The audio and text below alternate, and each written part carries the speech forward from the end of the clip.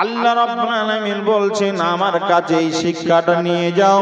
তুমি প্রায় 5 লক্ষ টাকা খরচ করে আমার ঘরে এলে, আর আমার ঘরে যারা উমরা করার নিয়তে এসেছো তারাও এসেছো। প্রায় 1 লক্ষ টাকা খরচ করে উমরা করতে এলে আমার ঘর থেকে তোমরা চাবিটা নিয়ে যাও, সফলতার চাবি। আল্লাহ বলছেন যতদিন তুমি বেঁচে থাকবে, যতদিন তোমার ব্রেন সুস্থ থাকবে, ততদিন পর্যন্ত এই চাবিটা দিয়ে তুমি সফলতার ওই তালাটা খোলার চেষ্টা করবে। যদি তুমি এই চাবিটা ব্যবহার করতে পারো, দুনিয়ার জিন্দেগি যদি তুমি ব্যবহার করতে পারো, তাহলে দুনিয়াতেও সফল হয়ে যাবে আর আখিরাতেও তুমি সফল হয়ে যাবে। আমার আল্লাহ বলেন ওই আয়াতটা হলো, ওই চাবিটার নাম হলো আয়াত। ওই আয়াতটা কি? আল্লাহ রাব্বুল আলামিন বলছেন বিসমিল্লাহির রহমানির রহিম, রব্বানা আতিনা ফিদ দুনিয়া হাসানা ওয়া ফিল আখিরাতি হাসানাতাও ওয়া কিনা আযাবান নার। আল্লাহ রাব্বুল আলামিন বলছেন আসল সফল হলো ওই লোকগুলো, আমি আল্লাহ তাদের হাতে একটা চাবি তুলে দিলাম। ওই চাবিটার নাম হলো রব্বানা আতিনা ফিদ দুনিয়া হাসানা ওয়া ফিল আখিরাতি হাসানাতাও ওয়া কিনা আযাবান নার। আল্লাহ বলছেন রব্বানা আতিনা, আমার ঘরে এসেছো, আমার কাছে চেয়ে নাও। যারা আসতে পারোনি, হরিশ্চন্দ্রপুরের মাটিতে আছো, সোশ্যাল মিডিয়ার মাধ্যমে যারা শুনবে, যেখান থেকে শুনবে সেখানে তোমরা শিক্ষাটা নিয়ে নাও। আল্লাহ বলছেন আল্লাহর কাছে তোমরা চেয়ে নাও রব্বানা আতিনা, আমরা আল্লাহকে বলছি হে আল্লাহ তুমি আমাদেরকে দাও। রব্বানা আতিনা ফিদ দুনিয়া, দুনিয়াতে দাও। কি দাও? আল্লাহকে বলছি ফিদ দুনিয়া। আল্লাহ রাব্বুল আলামিনকে বলছি রব্বানা আতিনা ফিদ দুনিয়া হাসানা, হে আল্লাহ তুমি দুনিয়ার জীবনটা আমাদের সফল করে দাও। হে আল্লাহ তুমি দুনিয়ার জীবনে আমাদেরকে সফলতার মানদণ্ডে পৌঁছে দাও, আমরা যেন দুনিয়ার জীবনে সফল হতে পারি। ওয়া ফিল আখিরাতি হাসানা, আর আল্লাহ আখিরাতের জীবনটা যেন আমাদের সাকসেস হয়ে যায়, আমরা যেন ওই দিনে আনসাকসেস না হয়ে যায়, আমরা যেন আখিরাতের জীবনেও সফলতা অর্জন করতে পারি। আল্লাহ বলছেন যদি আখিরাতের জীবনে তুমি সফল হতে চাও, তাহলে একটা কথা শুনে নাও, আখিরাতের জীবনে ওই লোকটাই হবে প্রকৃত সফল। আল্লাহ রাব্বুল আলামিন বলছেন কোন লোকটা সফল? ওই আল্লাহ রাব্বুল আলামিন বলছেন আসল সফল আখিরাতের জীবনে ওই লোকটা বলতে কোন লোকটা? আল্লাহ বলেন যেই লোকটার মাঝে দুটো জিনিস থাকবে। এক নাম্বার জিনিস হলো ফামান জুহজিহা আনিন নার, যে লোকটা জাহান্নাম থেকে নিজেকে মুক্ত করতে পারবে। ওয়া উদখিলাল জান্নাহ, ফামান জুহজিহা আনিন নার, যে লোকটা নিজেকে জাহান্নাম থেকে মুক্ত করে নেবে। আর ওয়া উদখিলাল জান্নাতা ফাকাদ ফাজ, আর যে লোকটা জাহান্নাম থেকে মুক্ত করে নিজেকে জান্নাতে প্রবেশ করাতে পারবে, ফাকাদ ফাজ, ওই লোকটাই হবে আসল সফল। ওই লোকটাই হলো আসল সফল। তাহলে দুনিয়ার জীবনে সফল, আখিরাতের জীবনে সফল। দুনিয়ার জীবনে সফল হলো ওই লোকটা, যেই লোকটার ব্যাপারে এবার আল্লাহ অন্য আয়াত ফিট করছেন, অন্য আয়াত দিচ্ছেন। কি? আমি দুনিয়াতে রয়েছি, দুনিয়াতে আমি একজন মানুষ, দুনিয়ার জীবনে আমি একজন মানুষ, আমি একজন মানুষ হিসেবে দুনিয়ায় রয়েছি। আল্লাহ বলছেন তুমি একজন মানুষ, মানে তোমার হুঁশ আছে, জ্ঞান আছে। বন্ধুরা আমার, যার বিবেক আছে, বুদ্ধি আছে, ওই লোকটা হলো মানুষ। আর যে লোকটার জ্ঞান বুদ্ধি নেই, ওই লোকটা আপনার জমিনের তার কোনো মান নেই, ওই লোকটা মানুষ নয়। এই জন্য বন্ধু আমি আপনাদের সামনে কথা বলতে বাধ্য হচ্ছি। বন্ধুরা আমার, আমরা দেখতে শুনতে মানুষ হলেও আসল রূপী যদি মানুষ না হতে পারি, তাহলে আমরা দুনিয়াতে সফল হতে পারবো না, আখিরাতেও সফল হতে পারবো না। দেখেছে ছোট্ট একটা বিছানা কবরের ভিতরে আছে, ছোট্ট একটা ঘর, সেই ঘরের ভিতরে আছে, কি অবস্থা আছে জানি না। ওনার জন্য 10,000 টাকা এলান হচ্ছে, আল্লাহ তুমি কবুল করো। দিলার ভাইয়ের 10,000 টাকা আল্লাহ তুমি কবুল করে নাও, মঞ্জুর করো, মনের বাসনা পূরণ করো। আল্লাহ তুমি তার রুজি রোজগার বরকত দাও, আল্লাহ তার মান তুমি আরো উন্নত করো। আর যারা আছেন 10, 20, 50, 100, 200, 1000, 2000 যারা দেবেন আমার হাতে দিয়ে দেবেন। আমি আপনাদেরকে বলবো বাপের জন্য এই দানটা করে যাবেন। বাপের স্মৃতি রক্ষার্থে একটা গজল আপনাদের শুনিয়ে যায়, ইসলামী সঙ্গীত। বাবা তুমি কেমন আছো ছোট মাটির ঘরে, বাবা তুমি কেমন আছো ছোট মাটির ঘরে, তোমার কথা হৃদয় মাঝে পড়ছে বারে বারে, বাবা পড়ছে বারে বারে। বাবা তুমি কেমন আছো ছোট মাটির ঘরে, তোমার কথা হৃদয় মাঝে পড়ছে বারে বারে। বাবা গো বাবা, বাবা গো বাবা, বাবা তুমি কেমন আছো ছোট্ট মাটির ঘরে, তোমার কথা হৃদয় মাঝে পড়ছে বারে বারে, বাবা পড়ছে বারে বারে। তোমার কথা বারে বারে, তোমার কথা হৃদয় মাঝে পড়ছে বারে বারে, বাবা পড়ছে বারে বারে। কত আদর কত স্নেহ তোমার কাছে পেলাম, সব কিছু হারিয়ে আজকে নিঃস্ব হয়ে গেলাম, বাবা নিঃস্ব হয়ে গেলাম। কত আদর কত স্নেহ তোমার কাছে পেলাম, সব কিছু হারিয়ে আজকে নিঃস্ব হয়ে গেলাম, বাবা নিঃস্ব হয়ে গেলাম। ভালোবাসি তোমায় বাবা, বুকটা যে যায় চিরে, ভালোবাসি তোমায় বাবা, বুকটা যে যায় চিরে। তোমার কথা হৃদয় মাঝে পড়ছে বারে বারে, বাবা পড়ছে বারে বারে। তোমার মতো আপন কেহ পায় না তো আর খোঁজে, তোমার মতো আপন কেহ পায় না তো আর খোঁজে। তাই তো আজি ঘুমের ঘরে অশ্রুতে যাই ভেজে, বাবা অশ্রুতে যাই ভেজে। সুখে থেকে পরম সুখে জান্নাতের ভেতরে, তোমার কথা হৃদয় মাঝে পড়ছে বারে বারে, বাবা পড়ছে বারে বারে। তোমার কথা হৃদয় মাঝে পড়ছে বারে বারে, বাবা গো বাবা, বাবা গো বাবা। তোমার কথা হৃদয় মাঝে পড়ছে বারে বারে।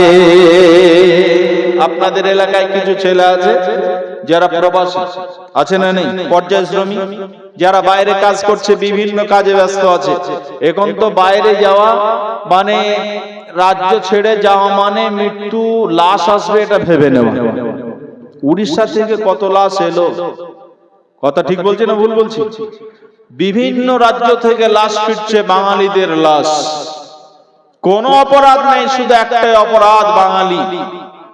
জি, বাঙালি জন্য এই অপরাধে শত শত লাশ ফিরে আসছে। আমি আপনাদেরকে বলবো, যাদের বাপ বাইরে আছে, যাদের ছেলে বাইরে আছে, কত আশা নিয়ে গেছে, ওই ছেলেগুলো যারা গেছে তাদের ছোট্ট ছোট্ট প্রবাসী ভাইদের ছোট্ট ছোট্ট বাচ্চা বাড়িতে আছে, কারো ছেলে কারো মেয়ে। তখন এপার থেকে বাপকে ফোন করছে, আপু বাড়ি আসবে না? আজকে আমি এখানে এসে পৌঁছেছি, তো আমার ছোট্ট ছেলেটা বলছে, আপু আজকে বাড়ি আসবে না। আজকে এলাম বাড়ি থেকে, বলছে আপু বাড়ি আসবে না। আমি বলছি 4 দিন পর আসবো বেটা। বলছে তাহলে কাঁদবো। ছোট ছেলে বলছে কাঁদবো, তুমি আমাকে নিয়ে ঘুমাবে? কাঁদবো। তো ওইরকম তো অনেক ছেলে, ছোট্ট ছোট্ট বাচ্চা বাপকে বলছে, আপু গত ঈদে বাড়ি আসেনি, ঈদে বাড়ি আসবে না। তখন ওপার থেকে বাপ বলে, গত ঈদে যেতে পারিনি, ছুটি পাইনি, কোম্পানি ছুটি দেয়নি, কাজের চাপে যেতে পারিনি, এবার ঈদের 2 দিন আগে বাড়ি যাব, টিকিট ফাইনাল হয়ে গেছে বেটা।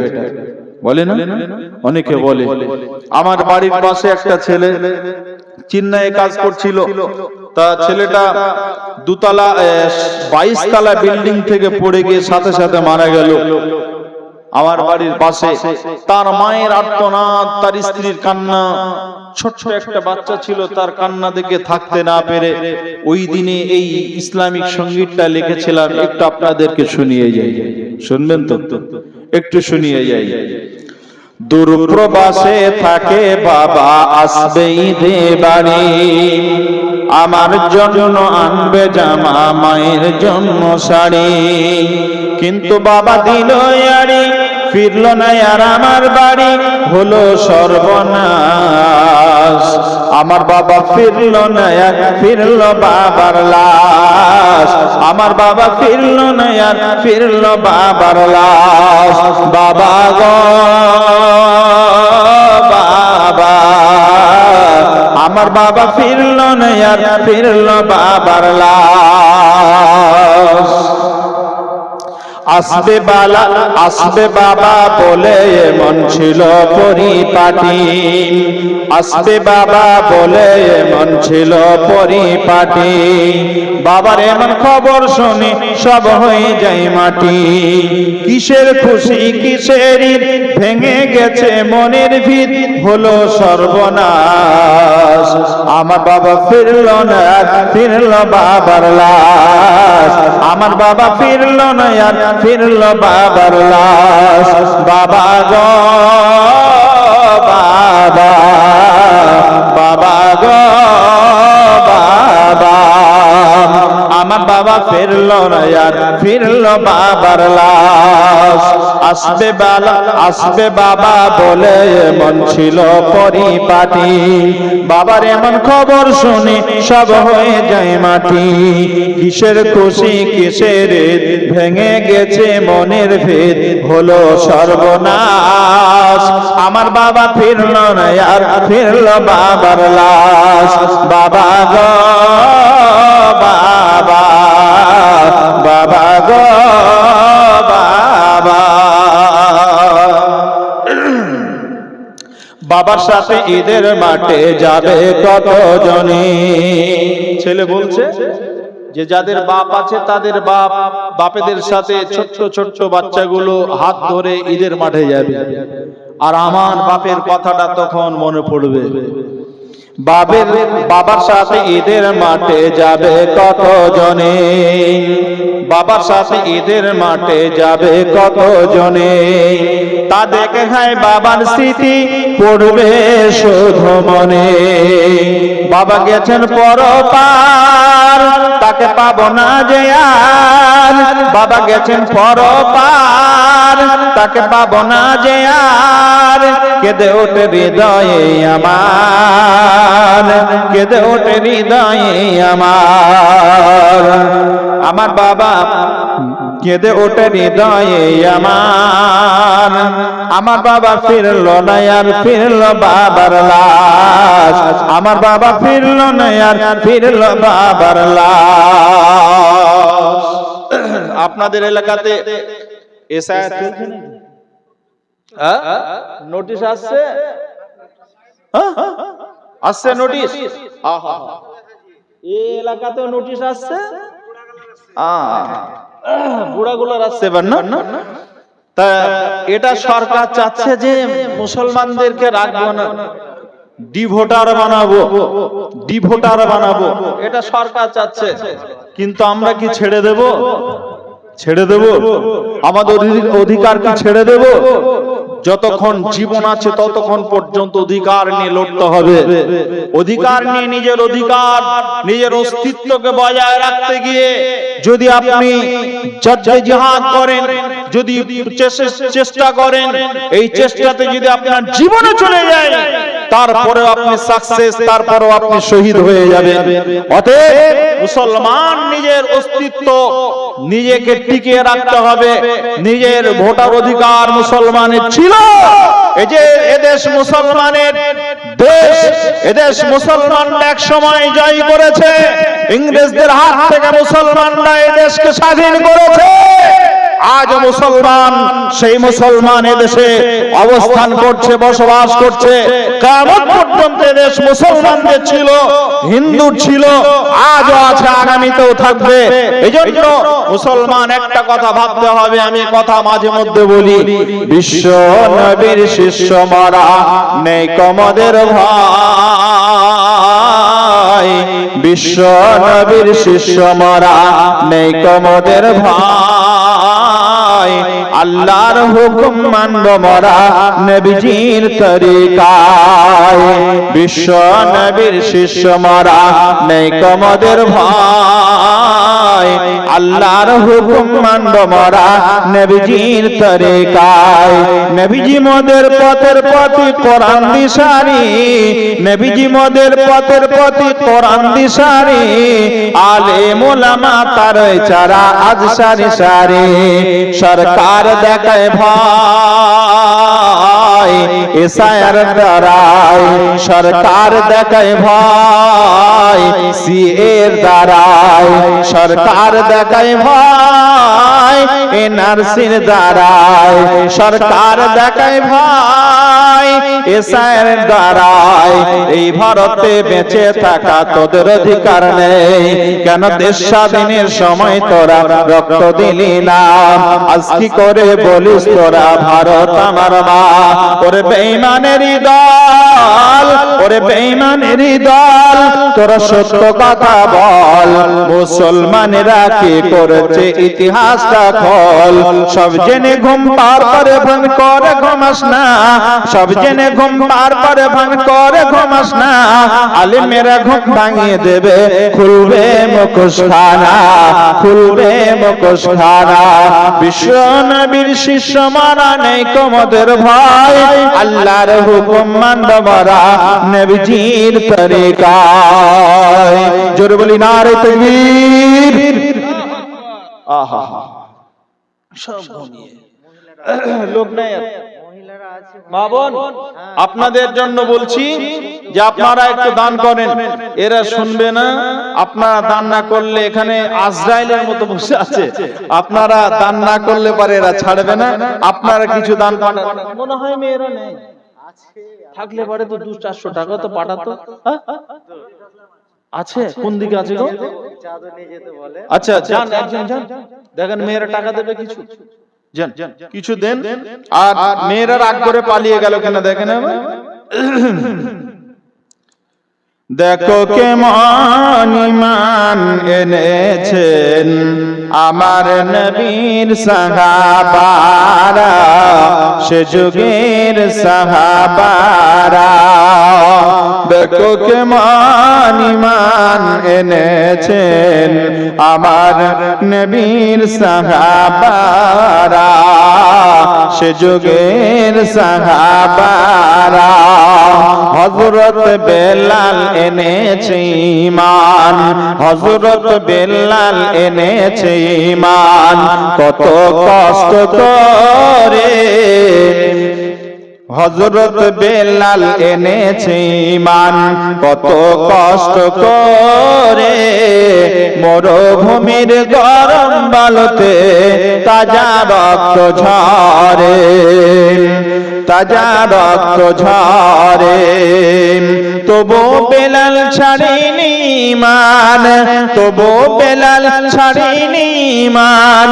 পড়ে লা ইলাহা ইল্লাল্লাহ, দেখো কেমন ঈমান এনেছেন আমার নবীর সাহাবারা, সে যুগের সাহাবারা। হযরত বেলাল এনেছে ঈমান কত কষ্ট করে, মরুভূমির গরম বালুতে তাজা রক্ত ঝরে। তবু বেলাল ছাড়েনি ঈমান, তবু বেলাল ছাড়েনি ঈমান। পড়ে লা ইলাহা ইল্লাল্লাহ, দেখো কেমন ঈমান এনেছেন আমার নবীর সাহাবারা। হযরত খাব্বাব এনেছে ঈমান, হযরত খাব্বাব এনেছে ঈমান কত কষ্ট করে, আগুনের আঙ্গার উপরে তাজা মাংস ঝরে। পিছনে তাকালে পারে দেখা যায় সিডারা, দেখো কেমন ঈমান এনেছেন আমার নবীর সাহাবারা, সে যুগের সাহাবারা। হযরত হানজালা এনেছে ঈমান, হযরত হানজালা এনেছে ঈমান কত কষ্ট করে, নতুন বিবাহ করে তিনি ছিলেন বাসর ঘরে। যুদ্ধের দামামা উঠল বেজে, যুদ্ধের দামামা উঠল বেজে, যুদ্ধের দামামা উঠল বেজে। হলো না গোসল করা, দেখো কেমন ঈমান এনেছেন আমার নবীর সাহাবারা। হযরত আলী আল্লাহর ওলি, হযরত আলী আল্লাহর ওলি থাকতেন কুফা শহরে, নামাজ পড়তে যাবেন বলে পড়বেন নামাজ ফজরের। পিছন হইতে মারল ছুরি, পিছন হইতে মারল ছুরি ইবনে মুনজিম, দেখো কেমন ঈমান এনেছেন আমার নবীর সাহাবারা, সে যুগের সাহাবারা।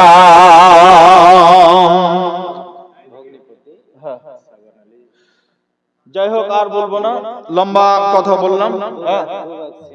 দু ব্যাগ সিমেন্ট কি الله نحمده ونستعينه ونستغفره ونؤمن به ونتوكل عليه ونعوذ بالله من شرور أنفسنا ومن سيئات أعمالنا.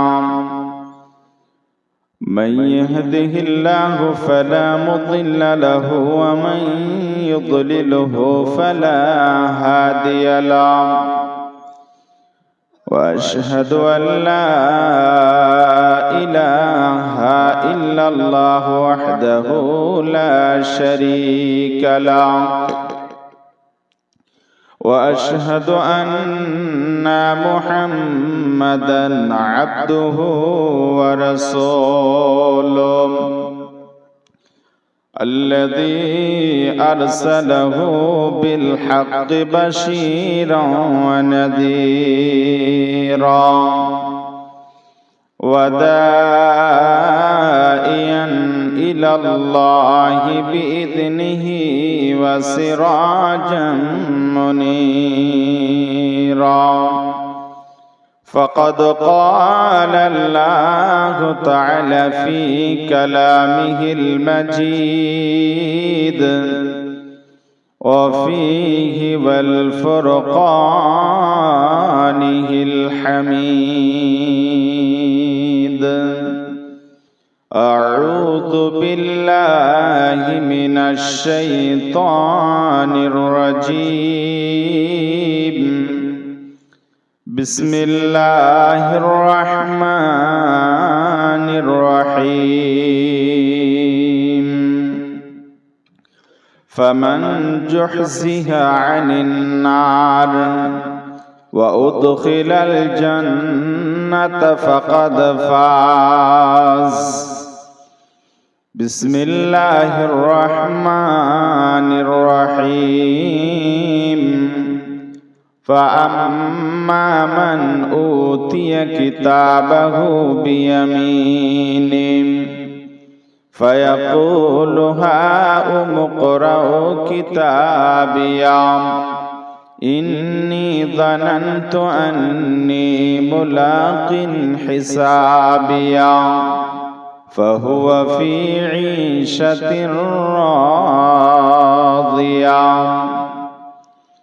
وعن أبي هريرة رضي الله تعالى عنه قال قال رسول الله صلى الله عليه وسلم موضوع صوت في الجنة خير من الدنيا وما فيها القما قال عليه الصلاة والسلام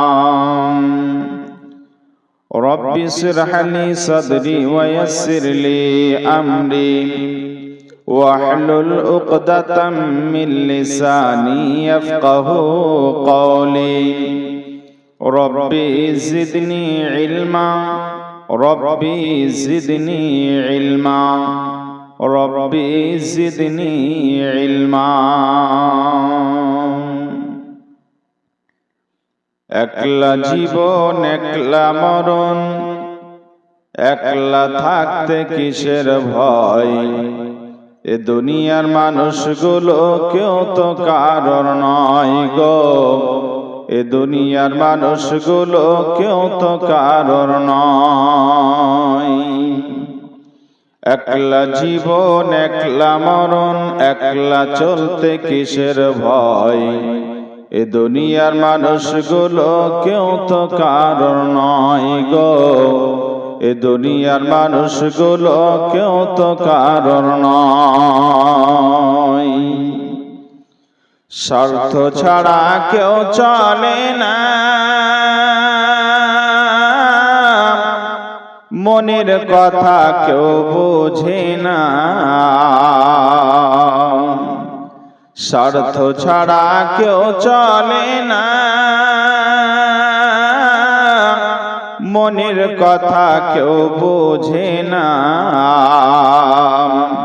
কারোর দুঃখ দেখলে আবার করে দুঃখের অভিনয় এ দুনিয়ার মানুষগুলো কেউ তো কারণ নয় গো এ দুনিয়ার মানুষগুলো কেউ তো কারণ নয় একলা জীবন একলা মরণ একলা থাকতে কিসের ভয় এ দুনিয়ার মানুষগুলো কেউ তো কারণ নয় গো এ দুনিয়ার মানুষগুলো কেউ তো কারণ নয়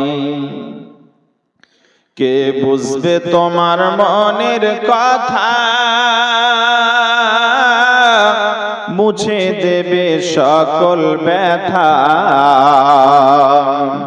কে বুঝবে তোমার মনের কথা মুছে দেবে সকল ব্যথা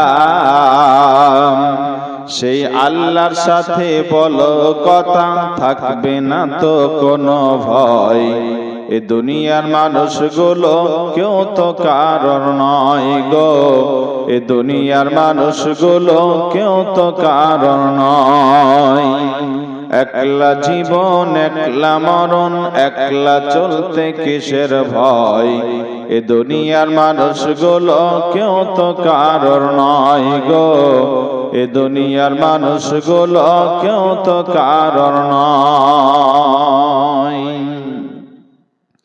প্রাণ পাখি তুমি রে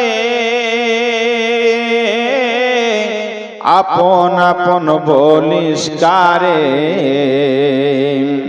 মরার পরে রাখবে গরে, ভুলে যাবে দুদিন পর। এ দুনিয়ার মানুষগুলো কেউ তো কারোর নয় গো, এ দুনিয়ার মানুষগুলো কেউ তো কারোর নয়। একলা জীবন একলা মরণ, একলা থাকতে কিসের ভয়। এ দুনিয়ার মানুষগুলো কেউ তো কারোর নয় গো, এ দুনিয়ার মানুষগুলো কেউ তো কারোর নয়। উপস্থিত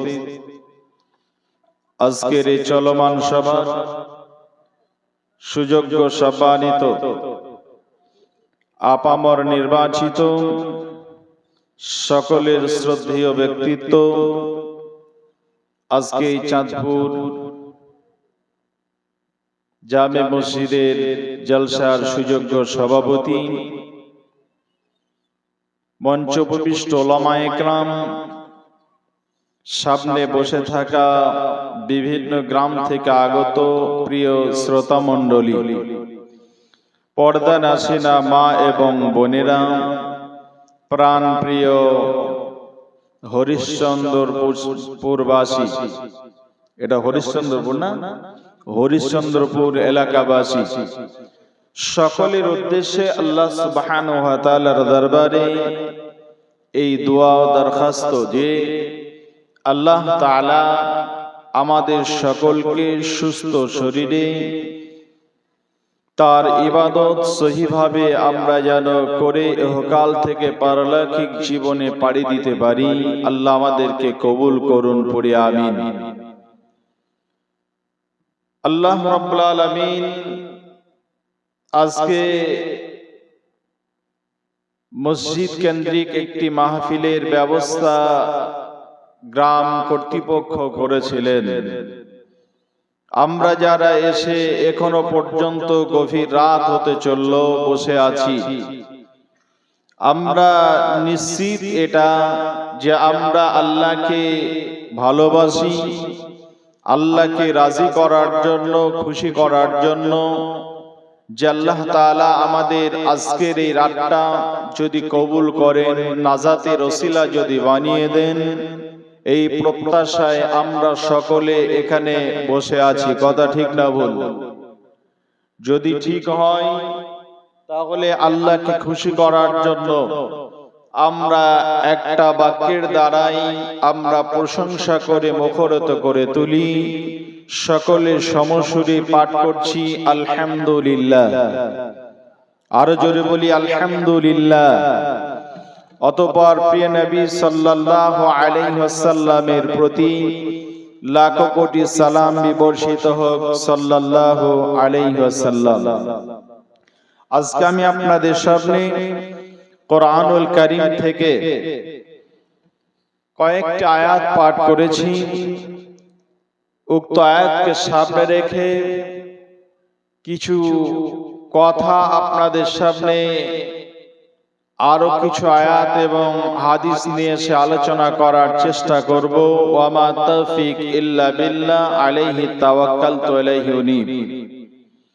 বক্তব্য শুরু হওয়ার আগে আপনাদের অত্যন্ত মূল্যবান সময় থেকে মাত্র 2 মিনিট সময় চেয়ে নিচ্ছি।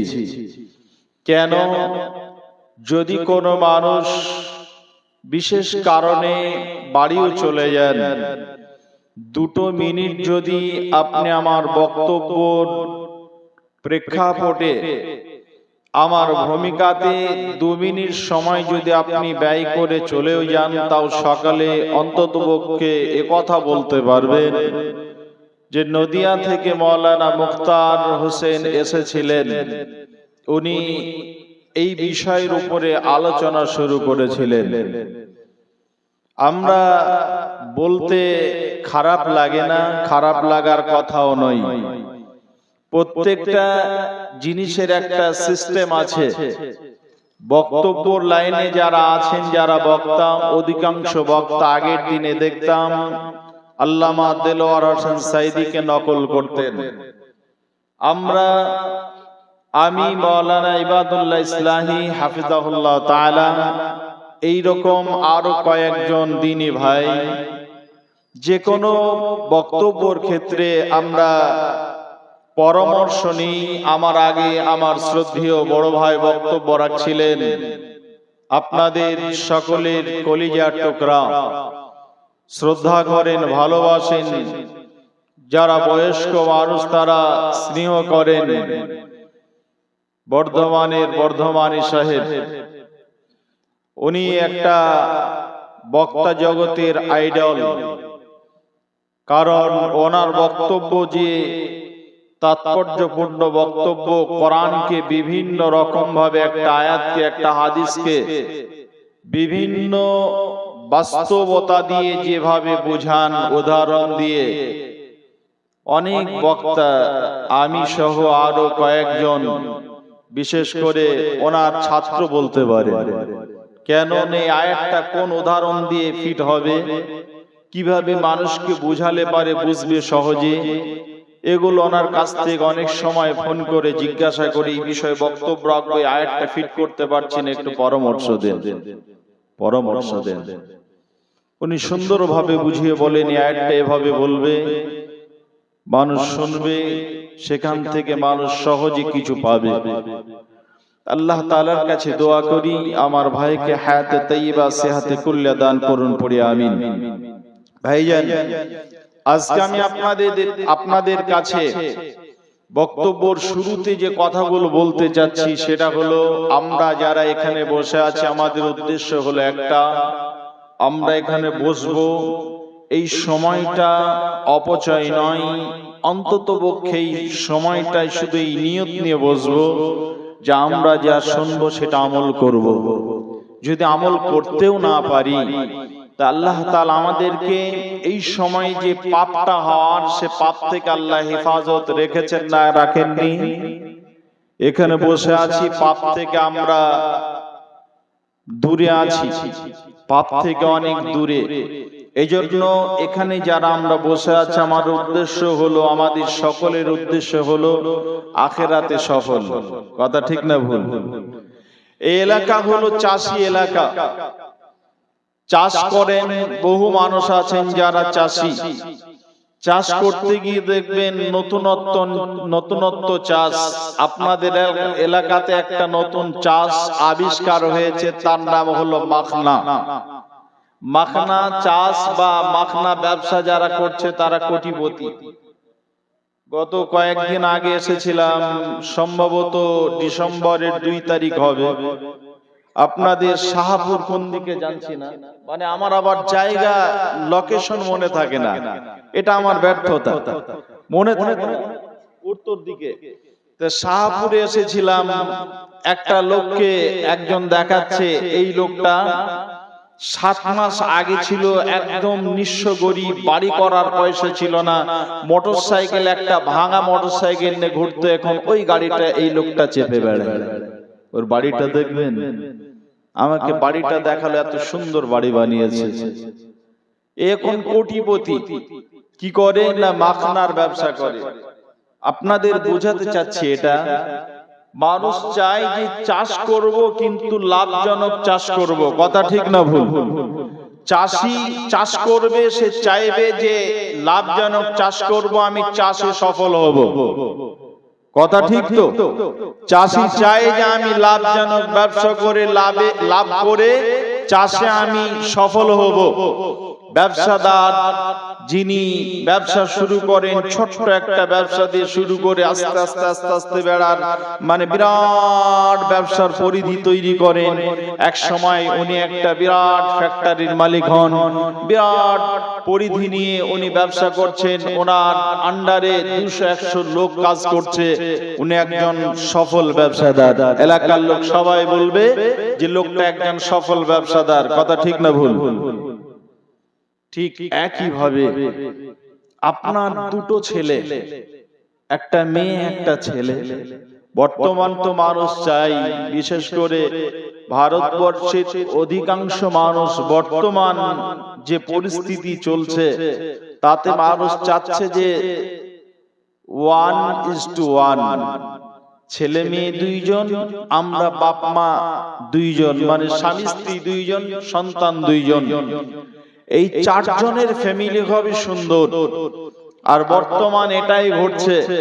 তা একটা মানুষ, আমরা যেমন 5 ভাই অন্যায় করেছি, তো বাপ চাষি মানুষ, মাঠ থেকে এসেছে, চাষ করে নাঙল নিয়ে, নাঙলটা ধুয়ে বাকারি নিয়ে ছুটতে শুরু করেছে। এত বড় অন্যায় করলি কেন? কেন করবে এত বড় অন্যায়? আর এখন আপনার একটা ছেলে, তার চোখের দিকে তাকিয়ে আপনি তাকে মারতে পারছেন না, ধমকাতেও পারছেন না। আপনার অগোচরে নয়, আপনার সামনে অন্যায় করছে, অন্যায় কথা বলছে, আপনি তাকে ধমকাতেও পারছেন না, তাকে শাসন করতে পারছেন না। কথা ঠিক না বল? আপনার ছেলেকে আপনি আলামিন মিশনে ভর্তি করলেন, খুব শখ আপনার ছেলেকে ভালো উচ্চ শিক্ষিত করার। আলামিনে ভর্তি করলেন, আপনার ছেলের ব্রেনও ভালো, 90,000 টাকা ডোনেশন দিয়ে আপনার ছেলেকে ভর্তি করলেন খোদ খলতপুর মিশনে। আলামিনের যেটা মেন ক্যাম্পাস খলতপুর, সেখানে ভর্তি করলেন। ভর্তি করার 1 মাস পর আপনার ছেলে ফোন করছে, আব্বু আমি থাকতে পারছি না, আমার শরীর খারাপ, জ্বর ছাড়ে না, আমি খাবার খেতে পারি না। কারণ আপনার ছেলে বাড়িতে যে খাবার খেয়েছে, মিশনে তো এই খাবার পাবে না। কারণ সন্ধ্যার সময়, রাত আসলে পারে আলুর ভর্তা আর ডাল, একটাই তরকারি। সন্ধ্যার সময় এটা হলো, রাতে তাকে মাংস ভাত সপ্তাহে 1 দিন দেবে। আপনার ছেলে তো মাছ মাংস ছাড়া ভাত খেত না। কারণ এই লক্ষ্যে আপনার ছেলে ওখানে গিয়ে পরিবেশের সঙ্গে মিশতে পারলো না, সে তার শরীরকে ওখানে ঠিকভাবে শরীরকে মেকআপ দিয়ে চলতে পারলো না। সে ভাবলো আমার বাপের কিসের অভাব, আমি এখানে কেন থাকবো। আপনার ছেলে ওখানে থাকতে পারলো না। আপনাকে বারবার ফোন করে বিরক্ত করার কারণে আপনি দেখছেন আমার একটা ছেলে যদি বিপদ হয়ে যায়, ছেলেটাকে বাড়ি নিয়ে এলেন।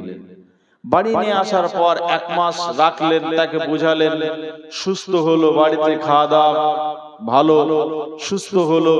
এরপরে ছেলেটাকে ভাবলেন খলতপুরা রাখবো না, মিশন কর্তৃপক্ষ নুরুল ইসলাম সাহেবের সাথে কথা বলে আপনার ছেলেটাকে রেখে এলেন দক্ষিণ দিনাজপুর শাখাতে। ওখানে 2 সপ্তাহ কাটলো। তারপরে আপনার ছেলে বলছে এখানে আমি থাকতে পারবো না, তার কান্না কেউ বন্ধ করতে পারে না। ছেলেটাকে বাধ্য হয়ে আপনি বাড়ি নিয়ে এলেন। বাড়ি নিয়ে এসে মন খারাপ করে সকালে চায়ের দোকানে, বাদের উপরে চায়ের দোকানে বসে মন খারাপ করে চায়ের দোকানে বসে চা খাচ্ছেন। পাশে আপনার খুব পাশে থাকে, কাছে থাকে এমন একটা বন্ধু জিজ্ঞাসা করছে কি হয়েছে গাফফার ভাই, তোমার মন খুব খারাপ? বলছে বলিস না সেলিম, আমার ছেলে একমাত্র, ভর্তি করলাম, কিন্তু আমার ছেলেকে ভর্তি করার পর খলতপুরে থাকতে পারলো না। আবার তাকে মেহনত করে ভাবলাম বুঝিয়ে সুঝিয়ে আলামিনেরই শাখা দক্ষিণ দিনাজপুরে রাখলাম, ওখানেও থাকতে পারলো না। 90,000 টাকা খরচা করে ছেলেকে ভর্তি করলাম, শুধু 90,000 টাকা মিশনকে দিয়েছি, বাকি খরচা আলাদা। তখন পাশে আর একটা লোক ছিল, বলছে ছেলে যদি মানুষ করতে হয় তাহলে আমাদের গ্রামের পশ্চিম পাড়ার আব্দুল্লাহর মতো গার্জিয়ান হতে হবে। কেন না, আব্দুল্লাহর 5টা ছেলে, এক বড় ছেলেটাকে সে এমডি, খুব ভালো উন্নত মানের একটা ডাক্তার বানিয়েছে। 2 নাম্বার ছেলেটাকে কলেজের প্রিন্সিপাল। 3 নাম্বার ছেলেটা এমন একজন মাওলানা। 2 বাংলার মানুষ, বাংলা ভাষী যত মানুষ আছে সমস্ত মানুষ তাকে এক নামে চিনে, যেমন আব্দুর রাজ্জাক হাফিজাহুল্লাহ তাআলাকে চিনে, যেমন আমাদের দেশের মতিউর রহমান মাদানী দাম্মাম ওনাকে যেমন চিনে, ঠিক ওই মাপের একজন তিনি মাওলানা বানালেন। 4 নাম্বার ছেলেটা খুব বড় একজন ব্যবসাদার। 5 নাম্বার ছেলেটা হলো খুব হাইকোর্টের, সুপ্রিম কোর্টের একজন উকিল। পাশে যারা বসেছিলেন তারা বলছেন কথা ঠিকই বলছে, আব্দুল্লাহর মতো যদি আমরা গার্জিয়ান হতে পারি তাহলে আমাদের ছেলেগুলো সব সাকসেস হয়ে যাবে। ও গার্জিয়ান হিসেবে একজন সফল, গার্জিয়ান হিসেবে সফল, অভিভাবক হিসেবে সফল। আমি আজকে আপনাদের কাছে যে কথাটা বলতে চাচ্ছি, প্রত্যেকটা জায়গাতে আমরা যদি সফলতা খুঁজি তাহলে সফলতা আমরা পেয়ে যাব। যে লোকটা গার্জেন হিসাবে খুব অ্যাক্টিভ ছিল, নিজের ছেলেদের ব্যাপারে শক্ত ছিল, ওই লোকটা তার ছেলেদেরকে মানুষ করতে পেরেছে। যে লোকটা ব্যবসাদার হিসাবে সফল, তাকে আমরা সফল বলছি। যে লোকটা চাকরি করে, চাকরিতে অনেক কিছু করেছে, চাকরি করে ওই লোকটাকে আমরা সফল বলছি। যে লোকটা ভালোভাবে খুব নতুনত্ব কিছু চাষ নিয়ে এসে চাষে উন্নত করছে, ওই লোকটাকে আমরা চাষি হিসাবে সফল বলছি। গোটা এই আপনার হরিশ্চন্দ্রপুর নয়, আপনাদের মালদা জেলার সমস্ত মানুষ যদি একটা লোকের ব্যাপারে, আপনাদের গ্রামের একটা লোককে যদি একথা বলে যে এই লোকটা সমস্ত দিক থেকে সফল, কারণ এই লোকটার ব্যবসা আছে, ব্যবসাতে লোকটা সফল, লোকটার পাঁচটা ছেলে খুব ভালো জায়গা আছে, লোকটা মানে বাপ হিসাবে সফল, অভিভাবক হিসাবে সফল, লোকটার একটা গুণ আছে, সে নিজে এবং কিছু কর্মচারী দিয়ে, কিছু লোক দিয়ে চাষ করে, ভালোভাবে চাষ করতে পারে, লোকটা চাষির দিক থেকে সফল। সমস্ত দিক থেকে যদি একটা লোককে সফল বলে, আর আল্লাহ যদি বলেন যে ওই লোকটা সফল নয়, তো ওই লোকটা সফল নয়। আপনাদের গ্রামের একটা লোক আছে, যে লোকটাকে আজকে জালসার কোন সভাতে যখন মিটিং হয়েছে লোকটাকে ডাকা হয়নি। আপনাদের গ্রামের কোন বিবাহ শাদী হলে পারে লোকটাকে ডাকা হয় না। মসজিদ কোন কাজ হবে, গ্রামের কোন সভা হবে, লোকটাকে ডাকা হয় না। এমন কি যেই লোকটার পাশে যে মেয়েটা সদা সর্বদা জীবন কাটাচ্ছে, তার নাম হলো তার স্ত্রী, তার অর্ধাঙ্গিনী, তার স্ত্রী বলে যে আমার স্বামী একদম সাদা সিধা খ্যাপা মানুষ। তার বড় ছেলে তার বাপের জন্য বলে আমার বাপ খ্যাপা পাগলা মানুষ, কিছুই বুঝে না, দুনিয়ার বিষয়ে কিছুই জ্ঞান রাখে না। এই লোকটাকে আল্লাহ যদি বলেন যে এই লোকটা আমার নজরে সফল, তার স্ত্রী যদি তাকে সফলতা মানদণ্ডে না নিয়ে আসে, তার বড় ছেলে যদি তাকে বলে যে এই লোকটা সফল নয়, গোটা এলাকার মানুষ যদি তাকে চিনতে না পারে, সফল এটা যদি চিনতে না পারে, আমি আল্লাহ যদি ওই লোকটাকে সফল বলি, তো ওই লোকটাই প্রকৃত সফল। আমার বক্তব্যের বিষয় হবে সফল কে, আসল সফলতা কোথায় আছে। এই কথাটা আজকে আপনাদের কাছে কয়েকটা পয়েন্ট আকারে কয়েকটা কথা বলবো। তার আগে একটা কথা আপনাদেরকে বলে যাই, গত বছর বলেছিলাম কিনা জানি না, আমি নদিয়া থেকে এসেছি আপনাদের কাছে, অনেক দূরের রাস্তা, নদিয়া থেকে পর্যন্ত আসতে অনেক সময় লেগেছে। আমি বাইরে হয়েছে 8টার সময়, আপনাদের এখানে এসে পৌঁছেছি 7টার সময়।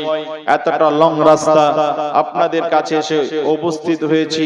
নতুন কথা না বলতে পারলেও একটা কথা আপনাদেরকে জিজ্ঞাসা করব, হরিশ্চন্দ্রপুর মাটিতে আপনারা বসবাস করছেন, একটা মানুষ বলেন যে ফেরেশতা কোন মানুষ দেখেছেন? গত বছর তার আগের বছর এসেছিলাম, আমি দেখিয়েছিলাম, দেখেননি আপনারা? ফেরেশতা দেখা যায়? দেখা যায় না? দেখা যায়। দেখবেন কারা কারা, কারা কারা ফেরেশতা দেখবেন? কথা বলে না। সবাই দেখবেন? ওই লোক বলেছেন সবাই দেখবো। সবাই দেখবেন তো? সবাই দেখবেন তো? সবাই যদি দেখতে চান তাহলে একটু সময় লাগবে, দেখাবো আমি এটা নিশ্চিত। দেখতে হলে কিন্তু সময় লাগবে। আপনাদেরকে আমি সবার শেষের দিকে দেখাবো, কারণ আমি যখন দেখাবো বলবো তখনই দেখা যাবে। আর সেই সময় আপনারা দেখে নেবেন। যে দেখতে চান একটু কষ্ট করে বসতে হবে, আর যদি না বসেন চলে যান তাহলে দেখতে পাবেন না। কিন্তু এটা কোরআন, এর নাম কি? কোরআন। কোরআন হাতে নিয়ে আমি কথা দিচ্ছি আপনাদেরকে, ফেরেশতা দেখাবো, তারপরে আমি মাইক ছেড়ে এখান থেকে যাব। যারা দেখবেন তারা থাকবেন, যারা দেখবেন না তারা চলে যাবে, বসে যায়।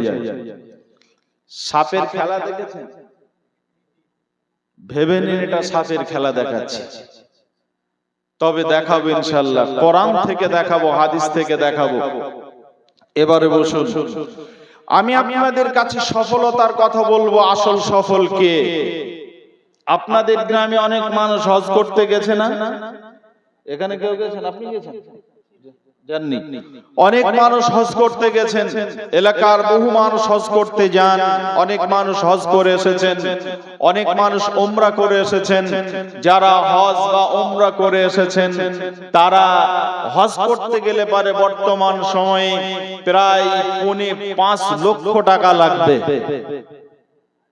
একজন মানুষ প্রায় 5.5 লক্ষ টাকা লাগবে একজন মানুষ যদি বর্তমানে হজ করতে যান।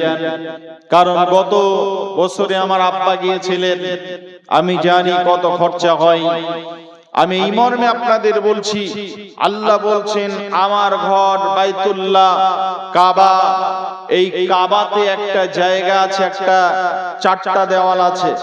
কাবাতে 4টা দেওয়াল আছে, কালো একটা কাপড় দিয়ে ওটা লটকানো আছে। ওই কালো কাপড়ের উপরে সোনালী অক্ষরে লেখা আছে কোথায়? আল্লাহ বলছেন হরিশ্চন্দ্রপুরের মাটি থেকে তুমি এলে আর তুমি সফলতা খুঁজে পাবে না, সফলতার চাবিটা আমার কাছ থেকে নিয়ে যাবে না, তাহলে তোমার 5.5 লক্ষ টাকাই তো ব্যর্থ। এইজন্য আল্লাহ বলছেন যদিও আমার ঘরে আসতে পেরেছো, অন্ততপক্ষে কিছু না পারলেও আমার কাছ থেকে সফলতার চাবিটা নিয়ে যাও। কি সেটা? আল্লাহ সফলতার চাবি দিচ্ছেন। চাবিটা কোথায় আছে? কাবাতে রুকনি ইয়ামানি থেকে হাজারে আসওয়াদ পর্যন্ত যে দেওয়ালটা আছে, ওই দেওয়ালটাতে লেখা আছে হাজারে আসওয়াদ পর্যন্ত, রুকনি ইয়ামানি থেকে হাজারে আসওয়াদ পর্যন্ত এই দেওয়ালটাতে লেখা আছে কি? আল্লাহ বলছেন সফলতার চাবি। সফলতার চাবি কি? এবার আমি আপনাদেরকে বলছি। একটা মানুষ দুনিয়াতে সফল হলো, একটা মানুষ দুনিয়ার জীবনে সফল হলো, কিন্তু আখিরাতে লোকটা জিরো। আল্লাহ বলছেন লোকটা আসল সফল নয়। আর একটা লোক আখিরাতের জীবনে সফল, আখিরাতের জীবনে লোকটা কিন্তু হিরো, আর দুনিয়ার জীবনে জিরো। আল্লাহ বলছেন এটাও কিন্তু আসল সফল নয়। তাহলে আসল সফলতা কোনটা? দেখতে শুনতে মানুষ আমরা, আসল মানুষ নয়। দেখতে শুনতে মানুষ আমরা, আসল মানুষ নয়। দেখতে শুনতে মানুষ আমরা, আসল মানুষ না। গাড়ি বাড়ির পাগল আমরা, আল্লাহর পাগল না। এই দুনিয়ায় সবাই পর, এই দুনিয়ায় সবাই পর, আসল তো কেউ নয়। এই দুনিয়ায় সবাই পর, কেউ তো আপন না। সাথে যাইবে আমল নামা, ভুইলা যায় না রে বন্ধু, ভুইলা যায় না। দেখতে শুনতে মানুষ আমরা, দেখতে শুনতে মানুষ আমরা, আসল মানুষ না। গাড়ি বাড়ির পাগল আমরা, আল্লাহর পাগল না, আল্লাহর পাগল না। বন্ধুরা আমার, আমরা যদি আল্লাহর পাগল না হতে পারি, দেখতে শুনতে মানুষ হলেও কিন্তু আসল মানুষ হতে পারবো না। দুনিয়াতে আমরা সফলতা অর্জন করতে পারবো না। যে লোকটা দুনিয়া ছেড়ে আপনার আখিরাতের জগতে চলে যাবে, আল্লাহর নবী বলছেন যে লোকটা দুনিয়া ছেড়ে আখিরাতের জগতে যাইবে। আর আখিরাতের জগতে যাওয়ার সময় একটা জায়গাকে তাকে ক্রস করতে হবে। আমি রয়েছি ইন্ডিয়াতে, যদি আমি বাংলাদেশ যেতে চাই তাহলে আমাকে একটা জায়গা ক্রস করতে হবে। ওই জায়গাটার নাম হলো 0 পয়েন্ট। 0 পয়েন্ট ক্রস করে আমি ইন্ডিয়া ছেড়ে বাংলাদেশ ঢুকতে ঢুকতে পারবো, আবার বাংলাদেশ থেকে যদি ইন্ডিয়াতে আসতে চাই তবু আমাকে একটা জায়গা ক্রস করতে হবে, তার নাম হলো 0 পয়েন্ট। 0 পয়েন্ট যদি কোনো মানুষ ক্রস করতে না পারে, অতিক্রম না করতে পারে, এদিক থেকে ওপারে যেতে পারবে না, আবার ওপার থেকে এপারেও আসতে পারবে না, এদেশ থেকে ওদেশে যেতে পারবে না, আবার ওদেশ থেকে এদেশেও আসতে পারবে না। আমার রব বলছেন ঠিক একইভাবে যদি কোনো মানুষ আখিরাতের জগতে যেতে চায়, আখিরাতের জগতে যদি কোনো মানুষ যেতে চায়, তাহলে তাকে একটা জায়গা ক্রস করতে হবে, ওই জায়গাটার নামই হলো কোন মানুষ যদি মৃত্যুবরণ না করে, ইন্তেকাল না করে, মুন্তাকিল না হয়, তাহলে ওই লোকটা আপনার ইহকাল থেকে পারলৌকিক জীবনে যেতে পারবে না। কথা বলেন, যেতে পারবে না। ইহকাল থেকে পারলৌকিক জীবনে যেতে হলে পারে কি করতে হবে? মৃত্যুবরণ করতে হবে। মরিনি মানে দুনিয়াতে আছি, মরবো তো দুনিয়া ছেড়ে চলে যাব। কথা বলছেন কি বলছেন না? এবার নবীজি বলছেন ওই লোকটা মৃত্যুর সময় তার কাছে ভয়ঙ্কর একটা দৃশ্য আসবে। আপনার আপনজন প্রিয় মানুষ মারা গেছে, হতে পারে ওটা আপনার স্ত্রী, হতে পারে ওটা আপনার মা, হতে পারে ওটা আপনার বোন।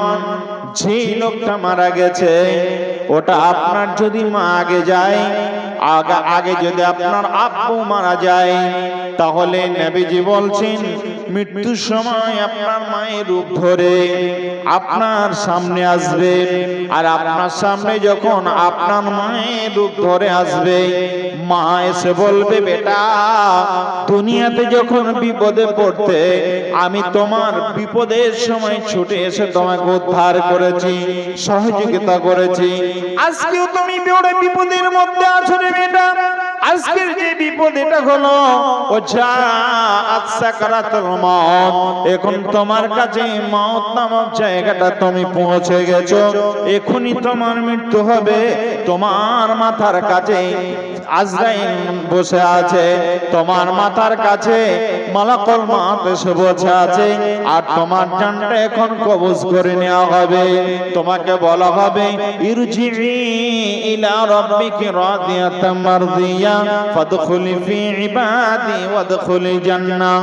হে প্রশান্ত আত্মা, তুমি আল্লাহর হুকুমে বাইর হয়ে যাও, যে আল্লাহকে রাজি করার জন্য, যে আল্লাহকে খুশি করার জন্য। দুনিয়াতে তুমি ভালো আমল করেছিলে, ভালো ভালো আমলগুলো করেছিলে আল্লাহকে খুশি করার জন্য, তোমার ওই ইবাদত গুলো আমার রব বলছেন ভালো ইবাদত করার কারণে তুমি ইবাদতকারীদের অন্তর্ভুক্ত হয়ে গেছিলে, আল্লাহ তোমাকে ইবাদতকারীদের অন্তর্ভুক্ত বানিয়েছেন। ফাদখুলি ফি ইবাদি, আল্লাহকে রাজি করতে পেরেছো তোমার ইবাদতের মাধ্যমে, আল্লাহ রাব্বুল আলামিন খুশি হয়ে গেছেন তোমার ইবাদতে, আল্লাহ তোমার কাছে আমাকে পাঠিয়েছেন, আল্লাহ তোমাকে এখান থেকে নিয়ে যাওয়ার জন্য আমাকে পাঠিয়েছেন।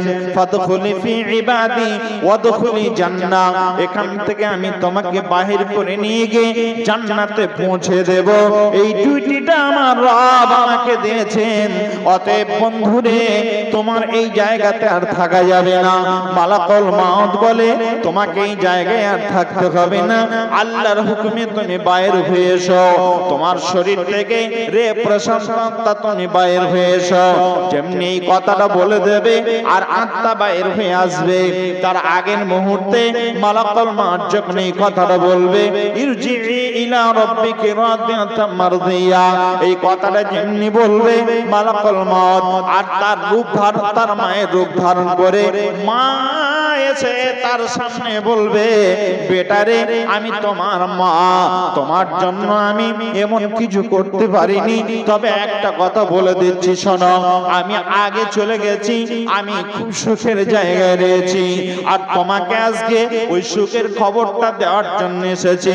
একটা কথা শুনে নাও, আমি যেহেতু আগে চলে গেছি ওই জায়গাতে, আমি যেহেতু ওখানকার খবরটা জানি, তুমি কোনোদিন যাওনি, এই জন্য ওখানকার পরিবেশ পরিবেশ সম্পর্কে তোমার জ্ঞান নেই।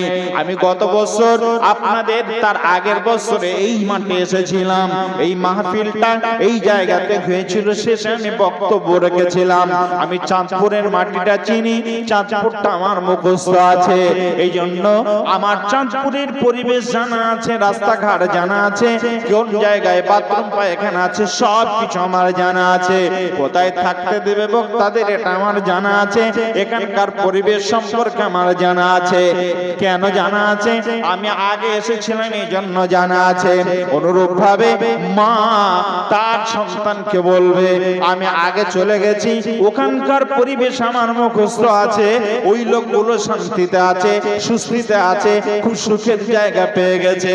যে মানুষগুলো আমার কথা মতো আমি যেটা তোমাকে বলছি, তুমি যদি ওই সুখের জায়গাটা পেতে চাও, যদি যেতে চাও, ওই সুখের জায়গায় যদি তুমি থাকতে চাও, তাহলে আমার কথাগুলো তুমি কান খুলে একটু শুনে নাও। মা বলবে বেটা দুনিয়াতে বিপদে পড়লে পারে মা হয়ে আমি তোমার আগে ছুটে গেছি বিপদ থেকে উদ্ধার করার জন্য। আজকেও তুমি বড় বিপদে আছো রে বেটা। আজকে আমি তোমাকে বলছি যে কথাটা তুমি ভালো করে শুনে নাও, আমার কথাটা তুমি কান খুলে শুনে নাও। আজকে যে লোকগুলো তোমার পাশে বসে আছে, তোমার মাথার পাশে চতুর্দিকে যারা বসে আছে, তারা বলছে লা ইলাহা ইল্লাল্লাহ, কালেমা তালকিন দিচ্ছে। কালেমা পড়ার প্রয়োজন নেই, একবার বলে দাও আমার কাছে এই কথাগুলো তোমরা বলবে না, এগুলো আমার ভালো লাগে না, এগুলো আমি শুনতে চাই না, আমি এগুলো বলবো না। আমি একবার তুমি অস্বীকার করে দাও, সুখের ঠিকানা তুমি পেয়ে যাবে। আপনার মা যা আপনার কাছে রূপ ধারণ করে এসেছে আপনার মায়ের, ওটা আসলে আপনার মা নয়।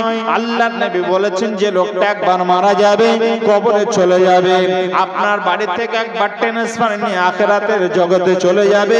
ওটা আপনার নিজের নিকট আত্মীয় হোক না কেন, যতই আপনার কাছের মানুষ হোক না কেন, হতে পারে ওটা আপনার একই বিছানায় থাকা আপনার স্ত্রী, হতে পারে ওটা আপনার মা, হতে পারে আপনার ওটা আব্বু, ওটা যেই হোক না কেন, ও আর কোনোদিন কিয়ামত পর্যন্ত আপনার কাছে আসবে না, আপনার কাছে আর কোনোদিন এসে বলবে না বেটারে তুমি বিপদে পড়েছো, আমি তোমার আব্বা, বেটারে আমি তোমার মা, তুমি বড় বিপদে পড়েছো, এ কথা একবারের জন্য বলবে না।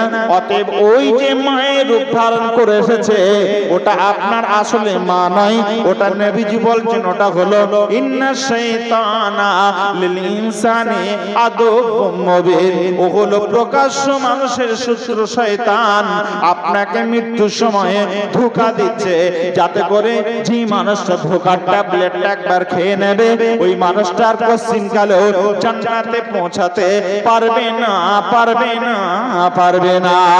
ওই লোকটা মানে পরকালিক জীবনে লোকটা সাকসেস হতে পারবে না, ওই লোকটা আপনার নাকাম হয়ে যাবে, ওই লোকটা আপনার নাকাম হয়ে যাবে, পরকালের জীবনটা সে হারিয়ে ফেলবে, পরকালের জীবনটা তার অন্ধকার হয়ে যাবে। বন্ধুরা আমার, এই জন্য নবীজি বলছেন যে লোকটা মৃত্যুর সময় কালেমা পড়তে পড়তে মৃত্যুবরণ করবে, ওই লোকটার জন্য নবীজি বলেছেন ওই লোকটাই হলো আসল সফল ব্যক্তি। মৃত্যুর সময় যদি কোন লোক কালেমা পড়তে পারে, ওই লোকটা আপনার মৃত্যুর সময় সফল হয়ে গেল। জি আর কি? একটা মানুষ আসল সফল, একটা মানুষ সফল আখিরাতের জীবনে সফল, তার 12টা গুণ নবীজি বলেছেন। কোন মানুষের যদি 12টা গুণ দেখা যায়, 12টা লক্ষণ বোঝা যায়, তার মধ্যে কি একটা হলো মৌতের সময়, মৃত্যুর সময় যদি কালেমা পড়তে পড়তে মৃত্যুবরণ করে তো লোকটা সফল। 2, নবীজি বলছেন যে লোকটা মৃত্যুর সময় হাসি মুখে মৃত্যুবরণ করবে, ওই লোকটা মৃত্যুর সময় সফল। ইমানি হালাতে মৃত্যুবরণ করলো, আর যেই লোকটার মৃত্যুর সময় হাসি মুখ থাকবে, কালেমা পড়তে পড়তে মৃত্যুবরণ করবে, তিন নাম্বার হলো যে লোকটার কপালে হাস্যমুখ থাকবে আর কপালটাতে আপনার ঘাম বাহির হবে, ওই লোকটাকে জেনে নিতে হবে ওই লোকটা মৃত্যুতে সফল মৃত্যুবরণ করেছে, আখিরাতের জীবনটা লোকটা সফল হয়ে গেছে। আমি আপনাদেরকে বোঝাতে চাচ্ছি যেটা আসল সফল কে, ওই আসল সফল ব্যক্তিগুলোর কথা আমি আপনাদের সামনে একটা একটা করে বলছিলাম। এবার আমি আপনাদের কাছে জিজ্ঞাসা করছি একটা কথা। ৩০ বছর এসেছিলাম গতবারের আগের বার, গত বছর জালসা হয়েছিল হয়নি, তার আগের বছর এসেছিলাম, তখন মুসলিমে কিছু মানুষ ছিলেন, শুনেছিলেন। আমি তো ছোটখাটো মানুষ, আমার কথা আপনারা বুঝতে পারছেন? কথা বলেন, বুঝতে পারছেন আমার কথা? চেষ্টা করছি বোঝাবার, বুঝতে পারছেন? খারাপ লাগছে? পিছনের মানুষ কি রে বাবা কথা বলেন না কেন? আহা, আমি ভাবছিলাম যে কারগিলের যুদ্ধ শুরু হলো নাকি গো। মসজিদে যখন ঢুকলাম, উপরে বসে আছি, আমার মুর্শেদ ভাই শুধু ছিলেন মনে হয় একবার, এত জোরে আওয়াজ, উনি আবার আশ্চর্য হয়ে গেছেন কি হলো।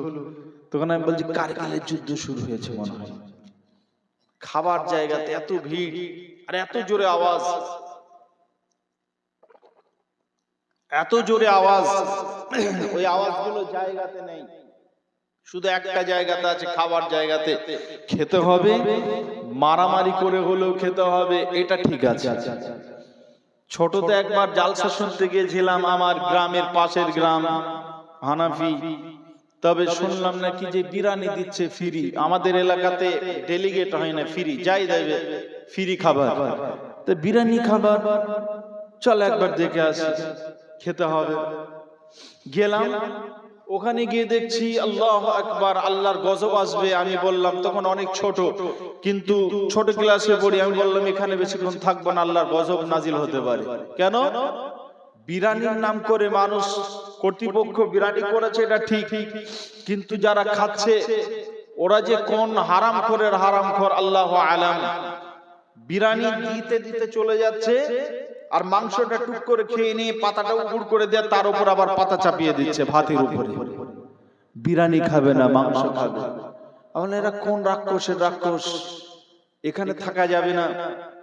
তারপরে দেখলাম মানে গেট আছে, গেটে ওই ফেরেশতাদের মতো দারোয়ান দাঁড়িয়ে আছে, আর ওই গেটে লাঠিলে দাঁড়িয়ে আছে আরো দুজন, যে ওভারটেক করে আসবে তাকে মারবে। আমি কি করলাম যে এখানে তো ঢোকা যাবে না, আমার সাথী যারা ছিল আরো কয়েকজন, তারা প্রাচীর টপকিয়ে লাফ মেরে ঢুকে গেল। আমি ছোট মানুষ, ঢুকতে পারি না। আমাকে বলছে খাবি না, আমি বলছি ওপার থেকে দিয়ে পারে খেয়ে নি। কি করব, খেতে হবে, খেতে গেছি। তা আজকে দেখলাম ওই অবস্থা। আপনাদের এখানে কত যে ভিড়, ওই মানুষগুলো যদি শেষ পর্যন্ত বসে থাকতো। কিছু মানুষ আছে জালসা প্যান্ডেলেও আসেনি।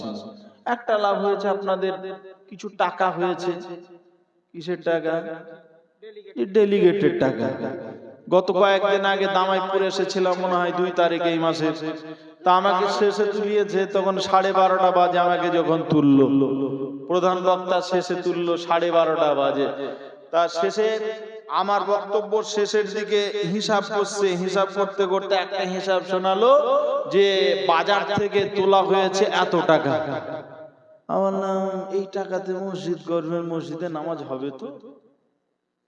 বড় মাদ্রাসা আছে, জিজ্ঞাসা করবেন যে ফতোয়া নিয়ে তারপরে টাকাটা লাগাবেন, না হলে সব যদি বেকার হয়ে যায়। এই কথাটা বলে শেষ করলাম, বেশি কথা তো বলা যাবে না, বড় স্টেজ আর সব শাইখুল হাদিসরা বসে আছেন। তা ভাইজান, আমি যে কথা বলছিলাম আপনাদের কাছে, মৃত্যুর সময় যদি কোনো মানুষ সফল হতে পারে, কালেমা পড়তে পারে, তো ওই লোকটা হবে আসল সফল ব্যক্তি। আর যে লোকটা মৃত্যুর সময় কালেমা নাসিব হবে না, কালেমা পড়তে পারবে না, ওই লোকটা কিন্তু নাকাম হয়ে যাবে, ওই লোকটা কিন্তু সফলতার মানদণ্ডে পৌঁছাতে পারবে না। ফামান জুহজিহা আনিন নার ওয়া উদখিলাল জান্নাহ, ওই লোকটা জাহান্নাম থেকে নিজেকে মুক্ত করতে পারবে না, জাহান্নামে প্রবেশ করবে, জান্নাতে প্রবেশ করার সুযোগ ওই লোকটার আর মিলবে না। এবারে চলো, আল্লাহ তাআলা পবিত্র কোরআনুল কারীমের মধ্যে আল্লাহ জানিয়েছেন আল্লাহ বলেন সুম্মা আমাতাহু ফাআকবারা। একটা মানুষ মারা গেল, যে লোকটা এসি গাড়ি ব্যবহার করত, যে লোকটা এসি রুমে থাকতো, বাড়ি থেকে বাহির হয়ে যদি মালদাতে যেত, আপনার রতুয়াতে যেত, নিজের পার্সোনাল কার ছিল, সেটাও ছিল এসি, বাড়িটা এসি ছিল, ওই বাড়িতে এসি বাড়িতে থাকতো, এসি ঘরের মধ্যে থাকতো, আবার বাইরে গেলে পারে এসি কার ব্যবহার করত, অর্থাৎ সব জায়গায় এসি। এই বর্তমান সময়ে এমন কিছু 5 স্টার হোটেল আছে বন্ধুরা আমার, ওই বাড়িতে আপনার পায়খানা ঘরটা পর্যন্ত এসি রয়েছে। আপনার ওই মানুষগুলো, ওই বাড়ির মানুষগুলো যদি একটা মারা যায়, যে লোকটা এসি রুমে থাকতো, ওই লোকটা মসজিদটাও যেত, মসজিদে গিয়ে বেশিক্ষণ থাকতে পারতো না, কারণ মসজিদ তো এসি নয়, নন এসি মসজিদ, মসজিদে গিয়ে বেশিক্ষণ থাকতে পারতো না। আর দিনের বেলায় চৈত বৈশাখ মাসে জোহর আর আসরের লোকটা মসজিদে পৌঁছাতে পারতো না, কারণ ওই লোকটা মসজিদে গরম সহ্য করতে পারতো না। আল্লাহর গোলাম মসজিদে যেত না, লোকটা যদি মারা যায়, যে লোকটা এসি রুমে থাকতো, এসি ঘরে থাকতো, আপনার এসি রুম ব্যবহার করতে, এসি গাড়ি ব্যবহার করতো, ওই লোকটা যদি মারা যায়, ওই লোকটাকে আপনার ঘর থেকে বাহির করে দিয়ে বারান্দাতে রাখা হবে। যদি আপনার ওই বাড়ির লোকটা যদি রাতে মারা যায়, রাত 10টার সময় মারা গেল, 10টার সময় যদি মারা যায়, বাড়িতে থাকতো কে না, তার ঘরে তার পাশে থাকতো তার স্ত্রী, তার পাশের ঘরে থাকতো তার বাপ মা, তার পাশের ঘরে থাকতো তার ছেলে মেয়ে। ওই স্ত্রীকে যদি বলা হয় এত রাতে মারা গেল, খবরটা পৌঁছে গেছে চতুর্দিকে, সকাল ছাড়া মাটি হওয়ার কোনো রাস্তা নেই। এখন আমার ছেলে জীবনে যতদিন বেঁচে ছিল এসি রুমে ছিল, আজকে আমার একটা আশা, শেষ কথা হলো এটা, আমার ছেলেকে আমি এসি রুম থেকে সকালের আগে পর্যন্ত বাহির করব না, সকাল পর্যন্ত আমার ছেলে অন্ততপক্ষে এসি রুমে থেকে যাক, কারণ কবরটা যদি তার এসি না হয়, এই জন্য আমার মনে একটা সান্ত্বনা আমি নিজেকে দিতে পারবো, আমার ছেলেকে আমি রাত পর্যন্ত, সকাল পর্যন্ত এসি রুমে আমার ছেলেকে রেখেছিলাম, অন্ততপক্ষে আমার মা হিসাবে এটা আমি বলতে পারবো, নিজেকে সান্ত্বনা দিতে পারবো। তাহলে ওই ঘরে মেয়ে স্ত্রীর সঙ্গে সঙ্গে বলে দিল, আপনার ছেলে যদি এসি রুমে রাতে যদি আজকে থেকে যায়, তাহলে আমার এই ঘরে থাকা সম্ভব নয়, আমি এই ঘরে থাকতে পারবো না, আমি বাইরে থাকবো। আপনি যাকে নিয়ে গলা ধরে শুয়ে থাকতেন, যে স্ত্রীকে নিয়ে আপনি জীবন কাটালেন, যে স্ত্রী স্বামী ছাড়া একটা রাত কাটায়নি, ওই স্ত্রী তার স্বামীকে এ কথা বলে দিচ্ছে, তার স্বামীর বাপ মাকে কথা বলে দিচ্ছে, শ্বশুর শাশুড়িকে, বাড়ির পরিবারস্থ লোকদেরকে কথা বলছে যে আমার রুমে আমি আর থাকতে পারবো না, আমার স্বামী যদি এই ঘরে থাকে, আমি এই ঘরে রাত কাটাতে পারবো না, আমার পাশে ঘুম হবে না। বন্ধুরা আমার বলছেন শোনো, সুম্মা আমাতাহু ফাআকবারা, একটা মানুষ মারা যাবে, তাকে ওই এসি রুমে আর রাখা হবে না, এসি গাড়িতে তাকে আর চাপানো হবে না, তাকে একটা খাটুলিতে করে তাকে নন এসি ঘরের মধ্যে রেখে আসা হবে। ওই ঘরটার নামই হবে কবর। যদি লোকটার আমল ভালো থাকে তাহলে ঘরটা এসি হবে, আর যদি ওই লোকটার আমল ভালো না থাকে তাহলে তার ঘরটা কবর ঘরটা এসি হতে পারে না।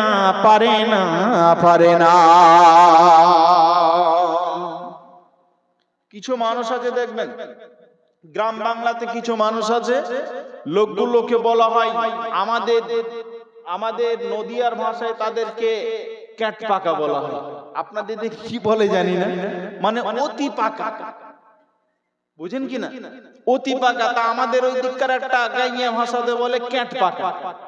তো ওই পাকা মানে অতিরিক্ত বেশি বুঝে, যেটা যতদূর বুঝার তার চাইতে ওভার বুঝে। ওই লোকগুলোর মধ্যে কিছু লোক আছে দেখবেন, যদি বলা হয় চল আজকে চাঁদপুরে জালসা হচ্ছে, লোকটা যদি পাশের গ্রামে হয়, যা তুই যা, আমার ভালো লাগে না মৌলবীদের কথা। কেন? মৌলবীদের শুধু দুটো কথা, একটা জাহান্নাম আর একটা কবর, ও আমার মুখস্থ আছে, ওদের কথা ভালো লাগে না। তখন বন্ধু বলছে, বন্ধুরে কবরের কথা শুনবি না, জাহান্নামের কথা শুনবি না, দিলটা নরম হবে না, পাথরের মতো শক্ত হয়ে যাবে। কবরে কি জবাব দিবি একটু হলেও পরে ভয় হবে। তখন এই বন্ধু বলছি কবরের প্রশ্নগুলো আমার মুখস্থ আছে, আলেমদের মুখ থেকে শুনেছি কবরে তিনটা প্রশ্ন হবে। একটা হবে মান রব্বুকা, তোমার রবকে, মা দিনুকা, তোমার দিন কি, মান নবিয়ুকা, তোমার নবীকে। তিনটা প্রশ্ন হবে, এই তিনটা প্রশ্ন আমি মুখস্থ করে নেব আর সুন্দর করে এর জবাব দিয়ে দেব। রব হলেন আল্লাহ, নবী হলেন নবী মুহাম্মদ সাল্লাল্লাহু আলাইহি ওয়াসাল্লাম, আর দিন হলো দিন ইসলাম। মুখস্থ করে নেব, আর মুখস্থ করে নেওয়ার পর সুন্দর করে ফেরেশতাদেরকে জবাব দিয়ে দেব। পাশে ছিল একটা খুব চালাক মানুষ, তিন মাথা, বুঝেন তিন মাথা কথা বলেন, তিন মাথা বুঝেন? বুঝেন না? বয়স্ক মানুষ দেখবেন যারা খুব বুদ্ধি রাখে, ওই লোকগুলোকে বলা হয় তিন মাথা। ঠিক এইভাবে পাকে খাড়া করে নিয়ে ভাবে বসবে, ওই লোকগুলোকে তিন মাথা বলা হয়। ওই তিন মাথা একটা লোক, খুব পণ্ডিত মানুষ, বুদ্ধিজীবী মানুষ। ওই লোকটা তখন পাশে বসেছিল, বলছে মুখস্থ করে পার পাবি? পাবো না কেন? তখন পাশে আর একজন ছিল বয়স্ক মানুষ, সে বলছে শোন, আমার একটা তুতা আছে, তুতা।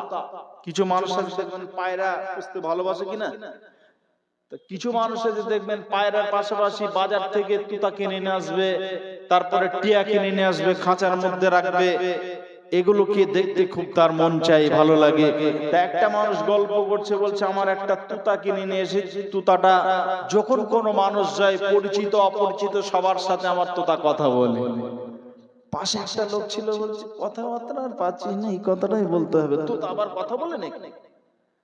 বুঝি কথা বলে কিনা, বলে চল দেখবি কি বলে।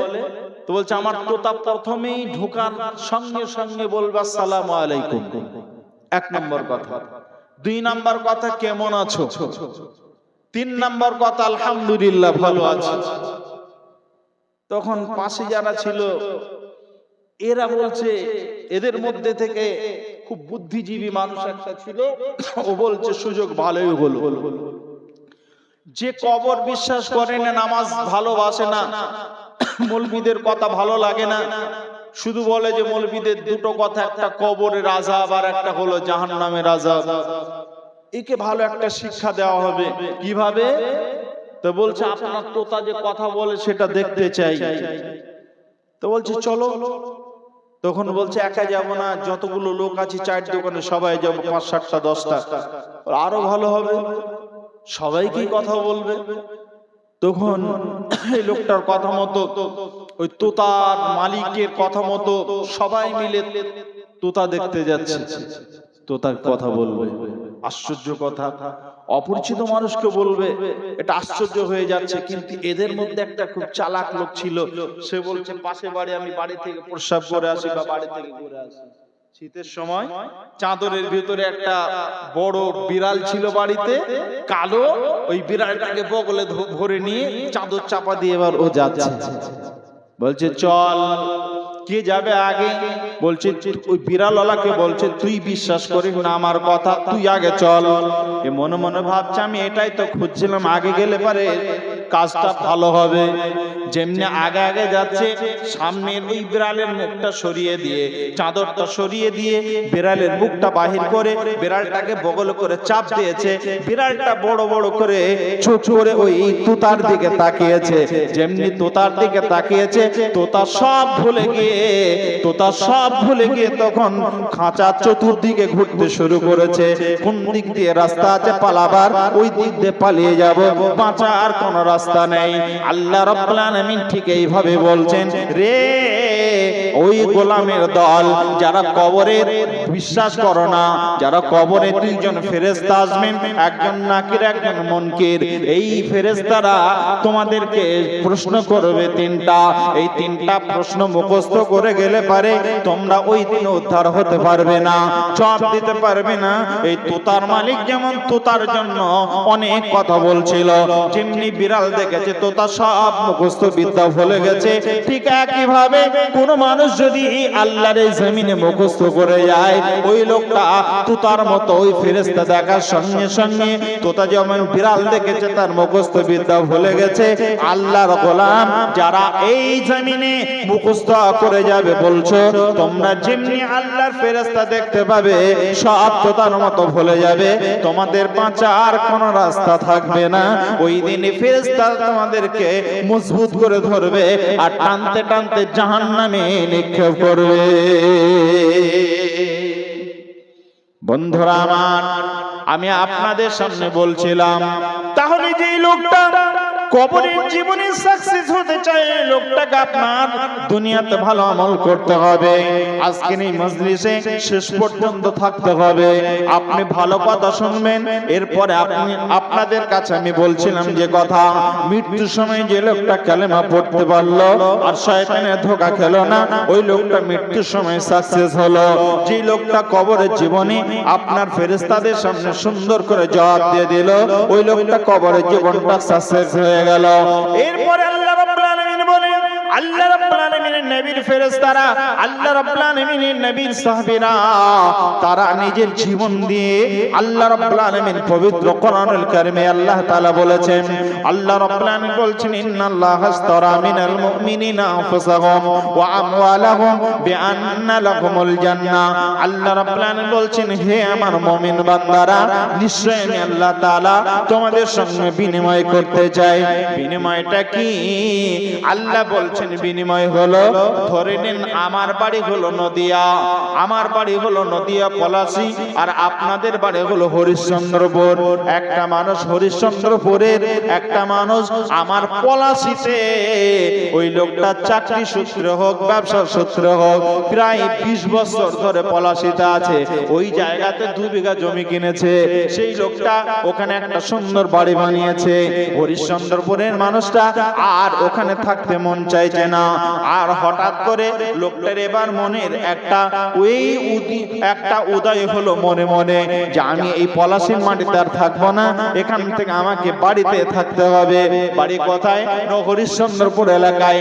ওখানে আমার অনেক আত্মীয় স্বজন আছে, আমার বংশ বুনিয়াদ আছে, বিপদ হলে পারে তারা ছুটে আসবে।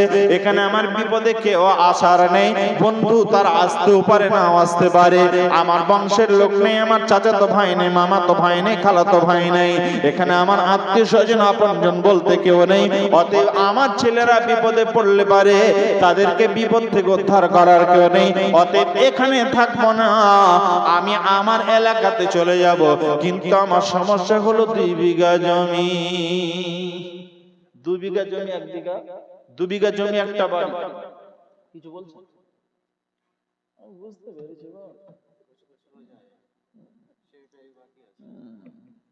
শেষের বেলায় তুলে আবার সব নেবে না?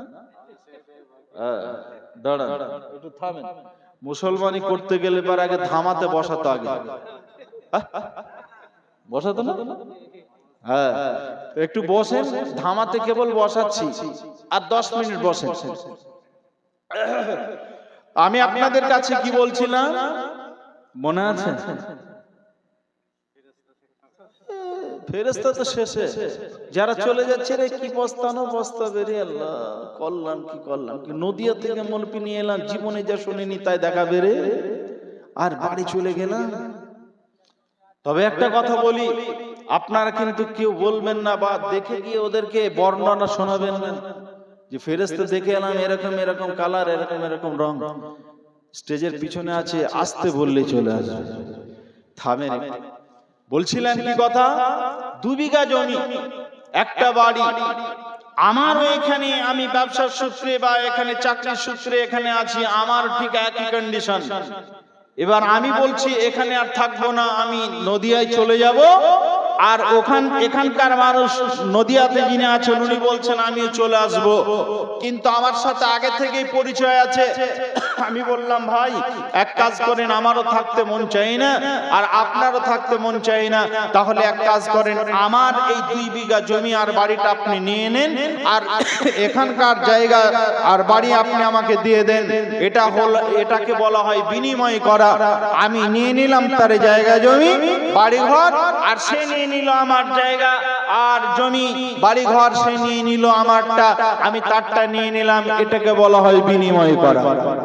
আল্লাহ বলছেন শোনো, ইন্নাল্লাহা আশতারা মিনাল মুমিনিনা আনফুসাহুম, রে আল্লাহর গোলাম, আমি তোমাদের সঙ্গে বিনিময় করতে চাই। বিনিময়টা কি? বিনিময়টা হলো আল্লাহ বলছেন ইন্নাল্লাহা আশতারা মিনাল মুমিনিনা আনফুসাহুম, আমি আল্লাহ তোমাদের কাছ থেকে বিনিময় করতে চাই। আমি একটা দেব, বিনিময়ে একটা নেব অথবা দুটা নেব। হয় একটা দেবে অথবা দুটা দেবে, প্রয়োজনে দুটাই লাগবে, অথবা তোমাদেরকে বিনিময়ে একটাও দিতে হতে পারে। আল্লাহ রাব্বুল আলামিন বলেন ওটা কি? ওর নাম হলো, আল্লাহ রাব্বুল আলামিন বলছেন ওর নাম হলো ত্যাগ। ত্যাগ ছাড়া কোনো মানুষ সফলতা অর্জন করতে পারবে না। আমি এমবিবিএস ডাক্তার হব, আমার আগে ত্যাগ করতে হবে। ত্যাগটা কি হবে? আমার বাড়ির মহব্বত ভুলে যেতে হবে, আমার বন্ধু বান্ধব আত্মীয় স্বজন ভাই বাপ মা এদের আমার মহব্বতটা ভুলে যেতে হবে। এটা একটা ত্যাগ। বাড়ির আমার মহব্বত ভুলে যেতে হবে। বাড়িতে একটা অকেশন চলছে, বিবাহ শাদী চলছে, বড় ধুমধাম চলছে, এই বিবাহ শাদীর খবর আমাকে মনে রাখলে হবে না। বাড়ি থেকে বাইর হয়েছি, ডাক্তার হব এই উদ্দেশ্যে বাইর হয়েছি, আমি একজন আইপিএস অফিসার হব এই জন্য বাইর হয়েছি, লেখাপড়া করবে মনোভাবে। আর কাশ্মীরের মাটিতে একজন মুসলিম তরুণী, একটা মুসলিম বোন, সে এমবিবিএস এ চান্স পেয়েছে, আবার আইপিএস এ চান্স পেয়েছে। সে দুটো বড় বড় পৃথিবী আপনার ভারতবর্ষে দুটো বড় পদ, অফিসারি পদ সে চান্স পেয়েছে এবং এমবিবিএস চান্স পেয়েছে। একটা মেয়ে তিনটা জায়গাতে খুব সফলভাবে উত্তীর্ণ হয়েছে। প্রধানমন্ত্রী তাকে ডেকে তাকে পুরস্কৃত করছে। বন্ধুরে, আমার রব বলছেন শোনো রে গোলামের দল, যদি তোমরা আমার কাছ থেকে পুরস্কার নিতে চাও, ওই পুরস্কারটা কি? আমার রব বলছেন এই পুরস্কারটা হলো জান্নাত। আমি তোমাদেরকে জান্নাত দেব, আর বিনিময়ে তোমাদের কাছ থেকে দুটো জিনিস নেব। তবে এক নাম্বার জিনিস হলো ত্যাগ। ত্যাগ ছাড়া কোনো মানুষ সফলতা অর্জন করতে পারবে না। আপনি ত্যাগ যদি না করেন তাহলে কোনো জায়গাতে সাকসেস হতে পারবেন না, পারবেন না, পারবেন না। সাহাবেরা কেমন করে ত্যাগ করেছিলেন? চলে যেন না বাপজি, ও ভাই চলে যেন না, 5টা মিনিট বসেন, 5টা মিনিট বসেন, শেষে কিছু পাবেন এটা আশা রাখছি। কিছু পাবেন, ফেরেশতা তো বলবো, কিন্তু কিছু পাবেন আশা করছি। আমি যেটা বলতে চাচ্ছি আয়াতটা দিয়ে কিছু পাবেন আশা রাখছি ইনশাআল্লাহ। শুনেন, আল্লাহ রাব্বুল আলামিন বলছেন ত্যাগ। ত্যাগ এমন একটা জিনিস, ত্যাগ ছাড়া কোনো মানুষ সফল হতে পারবে না, সেটা দুনিয়াতে সেটা আখিরাতে। আপনি যদি আখিরাতে ত্যাগ পেতে চান, ত্যাগ যদি দুনিয়াতে না করেন আখিরাতে সফল হবেন না। কেমন ত্যাগ?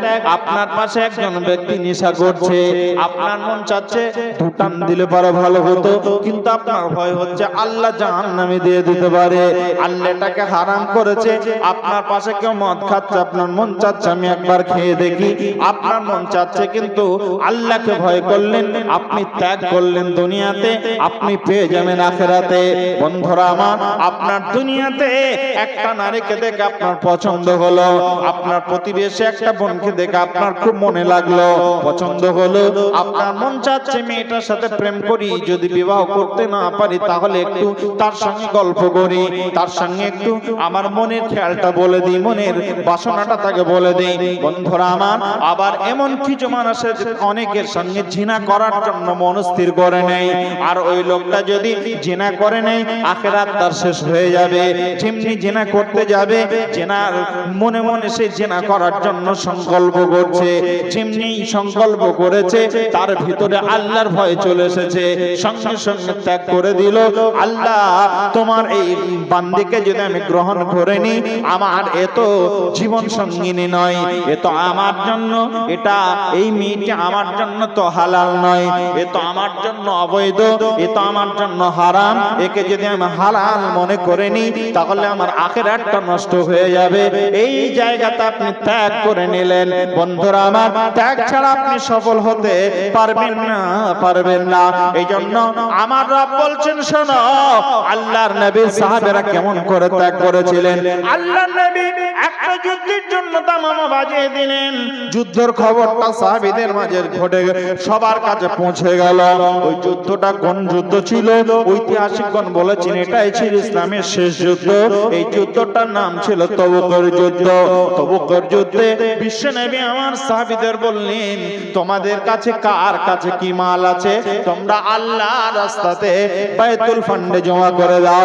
যার কাছে যা মাল ছিল সবাই জমা করে দিল। ওমরের যত মাল ছিল অর্ধেকটা মাল আল্লাহর রাস্তাতে বাইতুল ফান্ডে জমা করে দিলেন। আব্দুর রহমান বিন আউফ তিনি তার মালটা হাজির করে দিলেন। হযরত তালহা তার মালটা হাজির করে দিলেন। যার যতটা সাধ্য ছিল হাজির করে দিলেন। হযরত উসমানের যা মাল ছিল একের তৃতীয়াংশ আল্লাহর রাহে তিনি খরচ করে দিলেন। বন্ধুরা আমার, এই করতে করতে হযরত আবু বকর সিদ্দিক রাদিয়াল্লাহু তাআলা আনহুর বাড়িতে যা মাল ছিল সমস্ত বাড়ি খোঁজাখুঁজি করে যা মাল পেলেন সমস্তটা নিয়ে চলে এলেন। অনেক লম্বা কথা আমি আপনাদের কাছে শর্ট করে বলছি।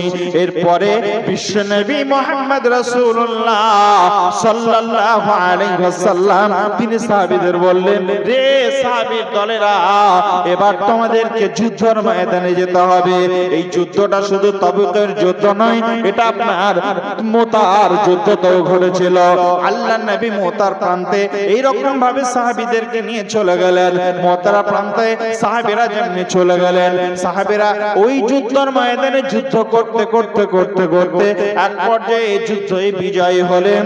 এবার বিজয়ী হওয়ার পর যেমনি মদিনার দিকে আসতে শুরু করলেন, মদিনার দিকে আল্লাহর নবী তার সাহাবীদের নিয়ে আসেন। এমন সময় বিশ্ব নবীর সাহাবীরা যেমনি সবাই মিলে মদিনার পথে আসেন, একজনকে পাঠিয়ে দিলেন, বিশ্ব নবী তুমি আগে চলে যাও আর গোটা মদিনাতে ঘোষণা করে দাও যে সাহাবীরা বাড়ির দিকে রওনা দিয়েছেন, সাহাবীরা রাসূলের সঙ্গে রওনা দিয়েছেন। বিশ্ব নবী আমার সাহাবীদের নিয়ে মদিনাতে ঢুকছেন। যার স্বামী বাড়ির বাইরে চলে গেছে তোমরা পরিপাটি হয়ে সুন্দর করে সেজে গুজে তোমরা বসে থাকো স্বামীর জন্য। লম্বা সময় কয়েকদিন যাবত তোমাদের স্বামী বাড়িতে ছিল না, স্বামী আসলে পারে তাদেরকে মনে শান্তি দিয়ে দেবে, যেমনি তোমাদেরকে দেখবে চিলি খাসি দিয়ে তাদের মনটা জয় করে নেবে। আল্লাহ রাসূলের এই সাহাবী তিনি একজন ঘোষক পেতে ঘোষণা করে দিলেন। বন্ধুরা আমার, ওই ঘোষক তিনি ঘোষণা করে দিলেন ছোট্ট ছোট্ট বাচ্চাগুলো যাদের আব্বুকে অনেক আগেই বাহির করে দিয়েছিলেন, যুদ্ধের ময়দানে যেতে দেখেছিলেন, তারা সবাই মিলে সুন্দরভাবে পরিপাটি হয়ে থেকে গেলেন। আল্লাহ নবীর সাহাবীদের একটা অভ্যাস ছিল, যখন তারা কোন জায়গাতে সফর সেরে আসতেন মদিনার মসজিদে পৌঁছাতেন, এলাকার মহল্লার মসজিদে পৌঁছাতেন, বিশ্ব নবীর সাহাবীরা সবাই মদিনার মসজিদে পৌঁছাচ্ছেন। রাস্তাতে আসার সময় আল্লাহ নবী যত মদিনার দিকে আসেন তত নবীজি যেন ভারাক্রান্ত হচ্ছে, চেহারাটা মনটা যেন ভারাক্রান্ত হচ্ছে, নবীজি যেন চোখ দিয়ে দর দর করে পানি ঝরছে। হযরত আবু বকর, হযরত ওমর, উসমান, আলী রাদিয়াল্লাহু তাআলা আনহুম এরা সবাই যেন আল্লাহর নবীর চোখের দিকে তাকাচ্ছেন, মুখের দিকে তাকাচ্ছেন। বিশ্বনবীকে এক পর্যায়ে জিজ্ঞাসা করলেন হযরত আবু বকর, ওমর, ইয়া রাসূলুল্লাহ আপনার কি ঘটেছে? নবী গো আপনি কেন এত কান্না করছেন? আল্লাহর নবী এই কথাটা শোনার পর নিজেকে আর ধরে রাখতে পারলেন না। বিশ্বনবী বললেন, রে আবু বকর, ওমর, উসমান, আলী, আমি কেন কান্না করছি তোমাদেরকে বলছি শোনো। আমি যাদেরকে সঙ্গে করে নিয়ে গিয়েছিলাম, যে সাহাবীরা যুদ্ধের ময়দানে গিয়েছিল, নিজের স্ত্রীকে বলে গিয়েছিল আমি আবার এসে তোমার সঙ্গে দেখা করব, যারা নিজের বাড়িতে ছোট্ট ছোট্ট বাচ্চা রেখে গেছে তারা আর এই যুদ্ধ ফিরে আসতে পারেনি, যুদ্ধ থেকে ফিরে তারা বাড়িতে আসতে পারেনি, তারা তো সবাই শহীদ হয়ে গেছে, তাদের লাশ তো ওই জায়গাতে আমরা দাফন করে রেখে এলাম। তো ওই ছোট্ট বাচ্চাগুলো যেমন আমাকে জিজ্ঞাসা করবে, নবী গো আমার আব্বা কই? আব্দুল্লাহর আব্বাকে আব্দুল্লাহ পেয়ে গেছে, আব্দুর রহমান তার আব্বুকে পেয়ে গেছে, খালিল তার আব্বুকে পেয়ে গেছে, ওলীদ তার আব্বুকে পেয়ে গেছে। নবী গো আমার আব্বু কই? আমার আব্বু কখন আসবে? কোথায় আমার আব্বু আছে? আমি কি জবাব দেব? বিশ্বনবী সেই কথাটা যেমনি বলছেন, নবীজি চোখ দিয়ে পানি আর ধরে রাখতে পারছেন না। বিশ্বনবী আমার মসজিদ নববীতে এসে পৌঁছালেন। মসজিদ নববীতে যেমনি এসে পৌঁছালেন, সমস্ত বাচ্চাগুলো এসে নবীজির ওই মসজিদে এসে পৌঁছে গেল। চারটা বাপ ছিল, যার ছেলে এসে পৌঁছেছে আব্দুল্লাহর বাপ আব্দুল্লাহকে কোলে তুলে নিয়ে চুম্বন দিল। আব্দুর রহমান তার নিজের কলিজার টুকরাকে নিয়ে কোলে করে নিয়ে আদর করতে শুরু করলো। খালিদ তার বাপের কোলে চেপে গেল, আদর নিয়ে নিল। অলিদ তার বাপের কোলে চেপে গেল, সে আদর নিয়ে নিল। প্রত্যেকটা বাচ্চা আপন আপন বাপকে পেয়ে গেল। আর বাপকে পাওয়ার পর তারা সবাই আনন্দ চিত্তে নিজের বাপের কোলে আদর নিল, চুম্বন পেয়ে গেল। বিশ্বনবীর ওই সাহাবীরা, ওই বাচ্চাগুলো যারা ওই জিহাদের ময়দানে শহীদ হয়ে গেছে, তাদের ছোট ছোট বাচ্চাগুলো নবীজির কাছে এসে বলছেন, ইয়া রাসূলুল্লাহ, নবী গো, আমার আব্বু কই? খালিদ তো খালিদের আব্বুর কোলে চেপে গেছে, ওয়ালিদ ওয়ালিদের আব্বুর কোলে চেপে গেছে, আব্দুল্লাহ আব্দুর রহমান আব্দুল করিম এরা তো সবাই আপন আপন বাপ পেয়ে গেছে। নবী গো, আমার আব্বু কই? আমার আব্বু কোথায় রয়েছে? আমার আব্বুকে আমরা কোনদিন আর পাবো না। ইয়া রাসূলুল্লাহ, আমার আব্বুকে কোথায় গেলে পাবো? নবী গো, আমার আব্বুর খবরটা একটু দিয়ে দেন না, আমার আব্বু পিছনে আছে। বিশ্বনবী কোনো কথা বললেন না। নবী যেন চোখে কিছুই দেখতে পাচ্ছেন না। নবী আমার কেঁদে কেঁদে বলছেন, রে সাহাবী শোনো, রে ছোট ছোট বাচ্চারা তোমরা শোনো, আমার চাইতে বড় এতিম পৃথিবীতে আর কেউ ছিল না। আল্লাহ তাআলা আমাকে এত বড় এতিম বানিয়েছিলেন, আমি সেই এতিমের সর্দার। আমি এতিম অবস্থায় ছিলাম, আল্লাহ তাআলা আমাকে এতিম বানিয়েছিলেন। আল্লাহ রাব্বুল আলামিন আমাকে এতিম বানানোর পর আমি এখন এতিমের সর্দার হয়ে গেছি। রে বাবা শুনে নাও, তোমার আব্বু তো আর কোনদিন তোমার আব্বুকে পাবে না। কেন কেন নবী গো, আমার আব্বুকে কেন পাবো না? আমার আব্বু কোথায় গেছে? ওই ছোট ছোট বাচ্চাগুলো যেমনি জিজ্ঞাসা করেছে, আল্লাহর নবী বলছেন, তোমার আব্বুরা সুশীতল ছায়াতে তারা সুন্দর খাটের উপরে ঘুমিয়ে গেছে। নবী গো, আমার আব্বু যদি ঘুমিয়ে যায়, চলেন আমার আব্বুর কাছে একবার নিয়ে চলেন। আমার আব্বু ঘুমিয়ে আছে, তার পাশে গিয়ে আমি তার গালে একবার চুম্বন দেব, তাকে একবার জড়িয়ে ধরবো। হে নবী, আমার আব্বুর কাছে আপনি আমাকে নিয়ে চলেন। আল্লাহর নবী নিজেকে ধরে রাখতে না পেরে ডুকরে ডুকরে কেঁদে বলছেন, রে ছোট বাচ্চার দলেরা, তোমরা শোনো, আর তোমাদের আব্বুকে কোনোদিন তোমরা পাবে না। যে জায়গায় শুয়ে আছে ওই জায়গায় কোনোদিন তোমাদেরকে নিয়ে যেতে পারবো না। তোমার আব্বুরা কবরে চলে গেছে, নীরব নগরে চলে গেছে, কারণ তোমাদের আব্বুদের কাছে আমার নিয়ে যাওয়ার সাধ্য নেই।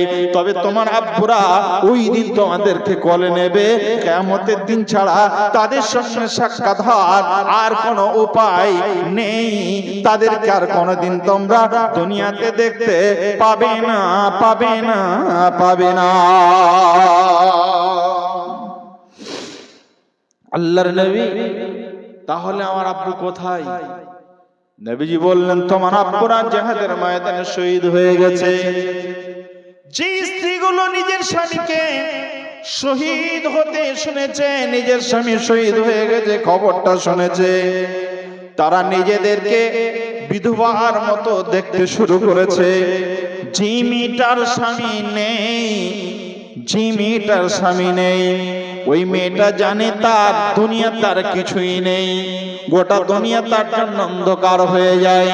বন্ধুরা আমার, তার মতো অসহায় আর পৃথিবীতে কোনো নারী থাকতে পারে না। বোন আমার, মা আমার, আমি আপনাদের কাছে যে কথাটা বলছি ভালো করে শোনেন। আল্লাহ নবীর কাছে ওই মেয়েগুলো এসে বলছেন, রাসূলুল্লাহ, নবী গো, আমার স্বামী কোথায়? আমার স্বামী কি আর পৃথিবীতে নেই?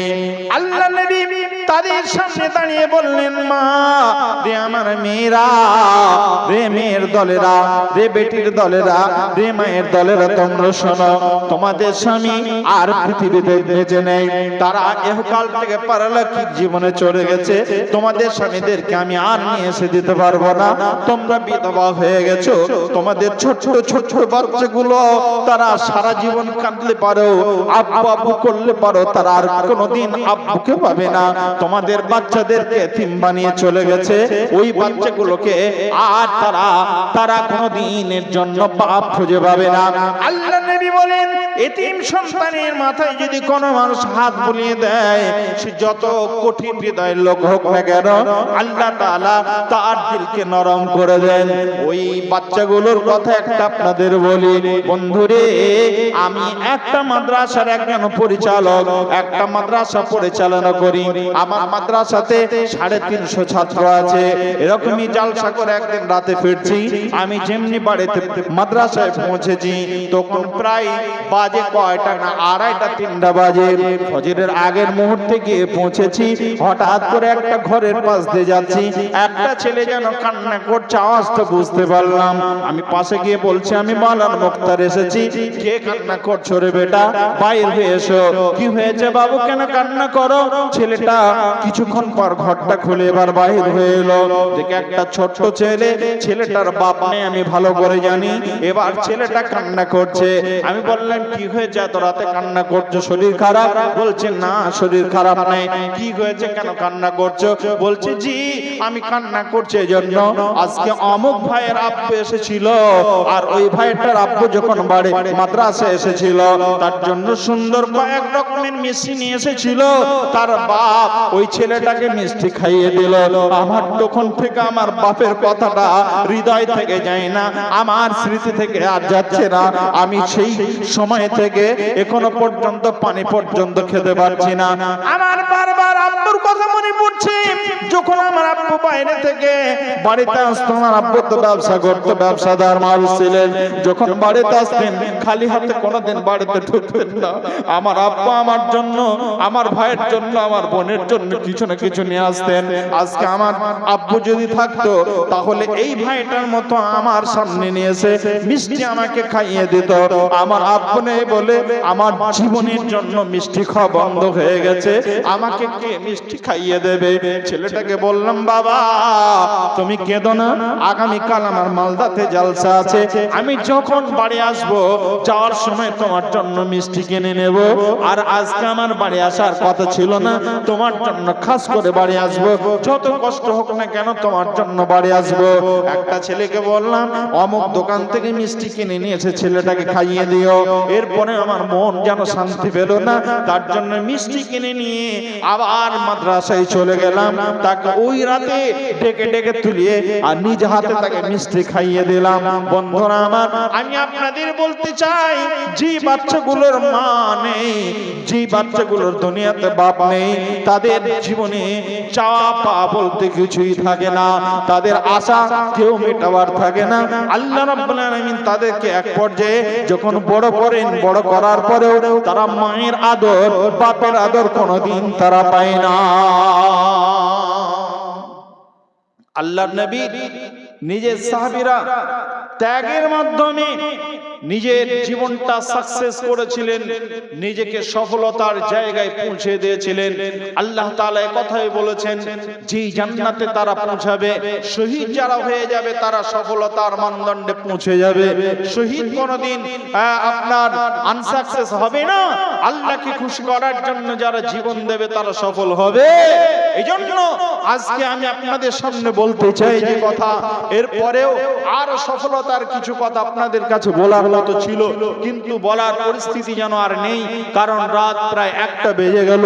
আমি আপনাদের কাছে আরো কিছু কথা বলতাম কোরআন দিয়ে, হাদিস দিয়ে, কারণ আল্লাহর নবী একটা কথা বলেছেন যে মানুষ কিয়ামতের ময়দানে দুটো জায়গার কথা আপনাদের না বললে নয়, না বললে অসমাপ্ত থেকে যাবে, অসমাপ্ত আজকের বক্তব্য থেকে যাবে। এরপরে আমি বলতে পারছি না।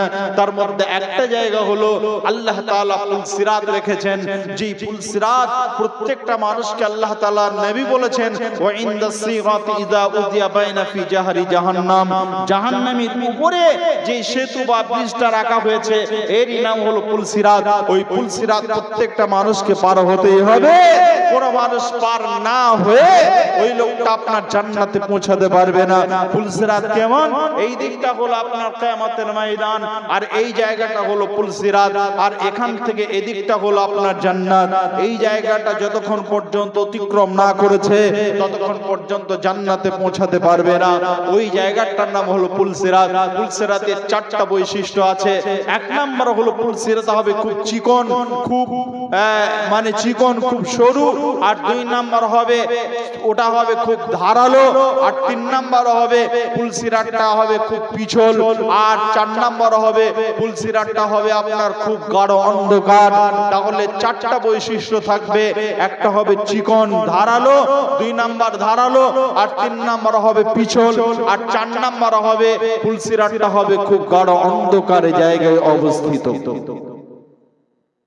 চারটা বৈশিষ্ট্য খুব মারাত্মক। যেমনি সরু তেমনি ধারালো, আবার তেমনি পিছল। আপনার বাংলাদেশের যুবক ভাই যারা আছেন, বাংলাদেশের রাসেল ভাইয়ের খেলা দেখেছেন না? দেখেন রাসেল ভাইয়ের বাম্পার খেলা, রাসেল ভাইয়ের বাম্পার খেলা। একটা খেলাও খেলায়, বিভিন্ন মুখী খেলা খেলায়। তার মধ্যে একটা হলো, একদিন দেখছি কলা গাছ, এখানে একটা খুঁটি পোঁতা আছে, আর ওই খুঁটি মিডিলে একটা কলা গাছ ভালো করে ছিলেছে, তার উপরে সরষের তেল লাগিয়ে দিয়েছে, আবার কিছুটা তেল ঢেলে দিয়েছে। বলছে এখানে পা দেবে আর কলা গাছটাকে আস্তে আস্তে হেঁটে হেঁটে গিয়ে ওই খুঁটিটা যে ধরতে পারবে সে আজকের এই প্রতিযোগিতায় সে ফার্স্ট হবে। যে চাপে সে দু পা যায় থপ করে পড়ে যায়, যে চাপে সে দু পা যায় থপ করে পড়ে যায়। কেউ কিন্তু আগে বাড়তে পারে না। কেন না? গাছটা যদিও মোটা কিন্তু পিছল খুব, যেহেতু তেল দেওয়া আছে। পুলসিরাতটা খুব সরু হবে, তাহলে পুলসিরাত কিভাবে পার হবে মানুষ? আল্লাহ রাব্বুল আলামিন পুলসিরাতের ব্যাপারে একটা আয়াত নাযিল করলেন। আল্লাহ রাব্বুল আলামিন বলেন, وَإِن مِّنكُمْ إِلَّا وَارِدُهَا وَإِن مِّنكُمْ إِلَّا وَارِدُهَا كَانَ عَلَى رَبِّكَ حَتْمًا مَّقْضِيًّا। আল্লাহ রাব্বুল আলামিন বলেন পুলসিরাত এত ভয়ঙ্কর হবে, পুলসিরাত ওই ভয়ঙ্কর জায়গাতে ওয়াইন্দা সিরাতি ইযা উদিয়া বাইনা ফি জাহারি জাহান্নাম, পুলসিরাত তো জাহান্নামের উপরে আছে। আল্লাহ রাব্বুল আলামিন বলেন পুলসিরাত তো খুব ভয়ঙ্কর জায়গা আছে। ও আল্লাহ রাব্বুল আলামিন একটা আয়াত দিলেন, ওয়া ইম মিনকুম ইল্লা ওয়ারিদুহা কানা আলা রাব্বিকা হাতমান মাকদিয়া। আমরা তো এখানে যারা বসবাস করছি দুনিয়াতে, আমরা সবাই তো পাক্কা ঈমানদার, সবার ঈমান মজবুত আছে। সবাই আমরা জানি যে আমরা জান্নাতে চলে গেছি, সবাই জান্নাতি। আর সাহাবীরা নামাজ পড়তেন যারা বেগুনাহ, যাদের কোনো গুনাহ ছিল না, মাসুম বলা হয়েছে, তারা ডুকরে ডুকরে কাঁদতেন যে আমি কি করে ওই জায়গায় পার হব। এই আয়াতের একটা তাফসীর আছে, অনেক সংক্ষেপে বলতে গেলেও 10 মিনিট সময় লেগে যাবে, কিন্তু এটা আমার আত্মবিশ্বাস। আমি নিজেকে একথা বলতে বাধ্য, আমার রবকে হাজির করে বলছি, কোরআন আমার সামনে আছে। এই আয়াতের তাফসীর করতে গেলে পরে চোখের পানি আপনাদের গড়াবে। প্রত্যেকটা নারী পুরুষ আপনাদের চোখ দিয়ে পানি দরদর করে ঝরবে, এটা আমার বিশ্বাস। কিন্তু আমি আর বলতে পারছি না, কারণ এখানে সংকেত চলে এসেছে। আর মানুষ গভীর রাত, যদিও 1টা বেজে গেছে, মানুষ আর থাকতে চায় না। এই জন্য আমি আর কথা বাড়াচ্ছি না। আমাদের ঈমানটা সাহাবীদের মতো যদি হতো, তাহলে নিশ্চয় কেউ উঠবেন না, কেউ উঠবেন না। আমি আপনাদের কাছে কিছু কথা বলছি, আরো সংক্ষেপে কিছু কথা শোনেন। আল্লাহর রাস্তায় কোন মানুষ যদি থাকেন, এটার নাম হলো কোরআন। এটার নাম কি? কোরআন। মানুষের আশা ফোরাবে না। কি ফোরাবে না? আশা ফোরাবে না। যার যতটা আছে সে বলবে আর একটু হলে ভালো হতো। যার একটা গাড়ি আছে সে বলবে এই গাড়ির চাইতে ওই দামি গাড়িটা হলে পরে ভালো হতো। আশা ফোরাবে না। আগে অনেক কালেকশন হয়েছে, তারপরেও আরো কর্তৃপক্ষ চাচ্ছে যদি আর কিছু হতো। তা আমি আপনাদের কাছে বলছিলাম যে কথা, কোরআন বলছিলাম, হাদিসের কথা বলছিলাম, তারপরেও আশা যদি কিছু হয়, মানুষ তো আছে 10টা, কি করে হবে? এটা হলো কোরআন। কি নাম? কোরআন। এখানে যতগুলো মানুষ আছেন কোরআনের খেদমতে, কোরআন ছাড়া নামাজ হবে না। মসজিদে কোন মানুষ যদি বলেন আমি কোরআন পড়বো না, তার নামাজ হবে? হবে হবে না। সূরা ফাতিহা পড়তে হবে, সূরা ফাতিহা পড়তে গেলে কোরআন, সূরা ফাতিহার পর একটা সূরা লাগবে তার নাম কোরআন। কোরআন ছাড়া নামাজ হবে না। এই কোরআনের হেফাজতের জন্য আল্লাহ তাআলা মুমিনদেরকে দায়িত্ব দিয়েছেন। আমরা এখনো পর্যন্ত যারা বসে আছি, আল্লাহর রাস্তায় অনেক টাকা দিয়েছি। কেউ এক বস্তা সিমেন্ট যদি কেউ দেন, 20,000 টাকা অনেকে দিয়েছেন, যদি কেউ 5,000 টাকা, 500 টাকা, 1,000, 2,000 টাকা যদি কেউ দেওয়ার আছে, তাহলে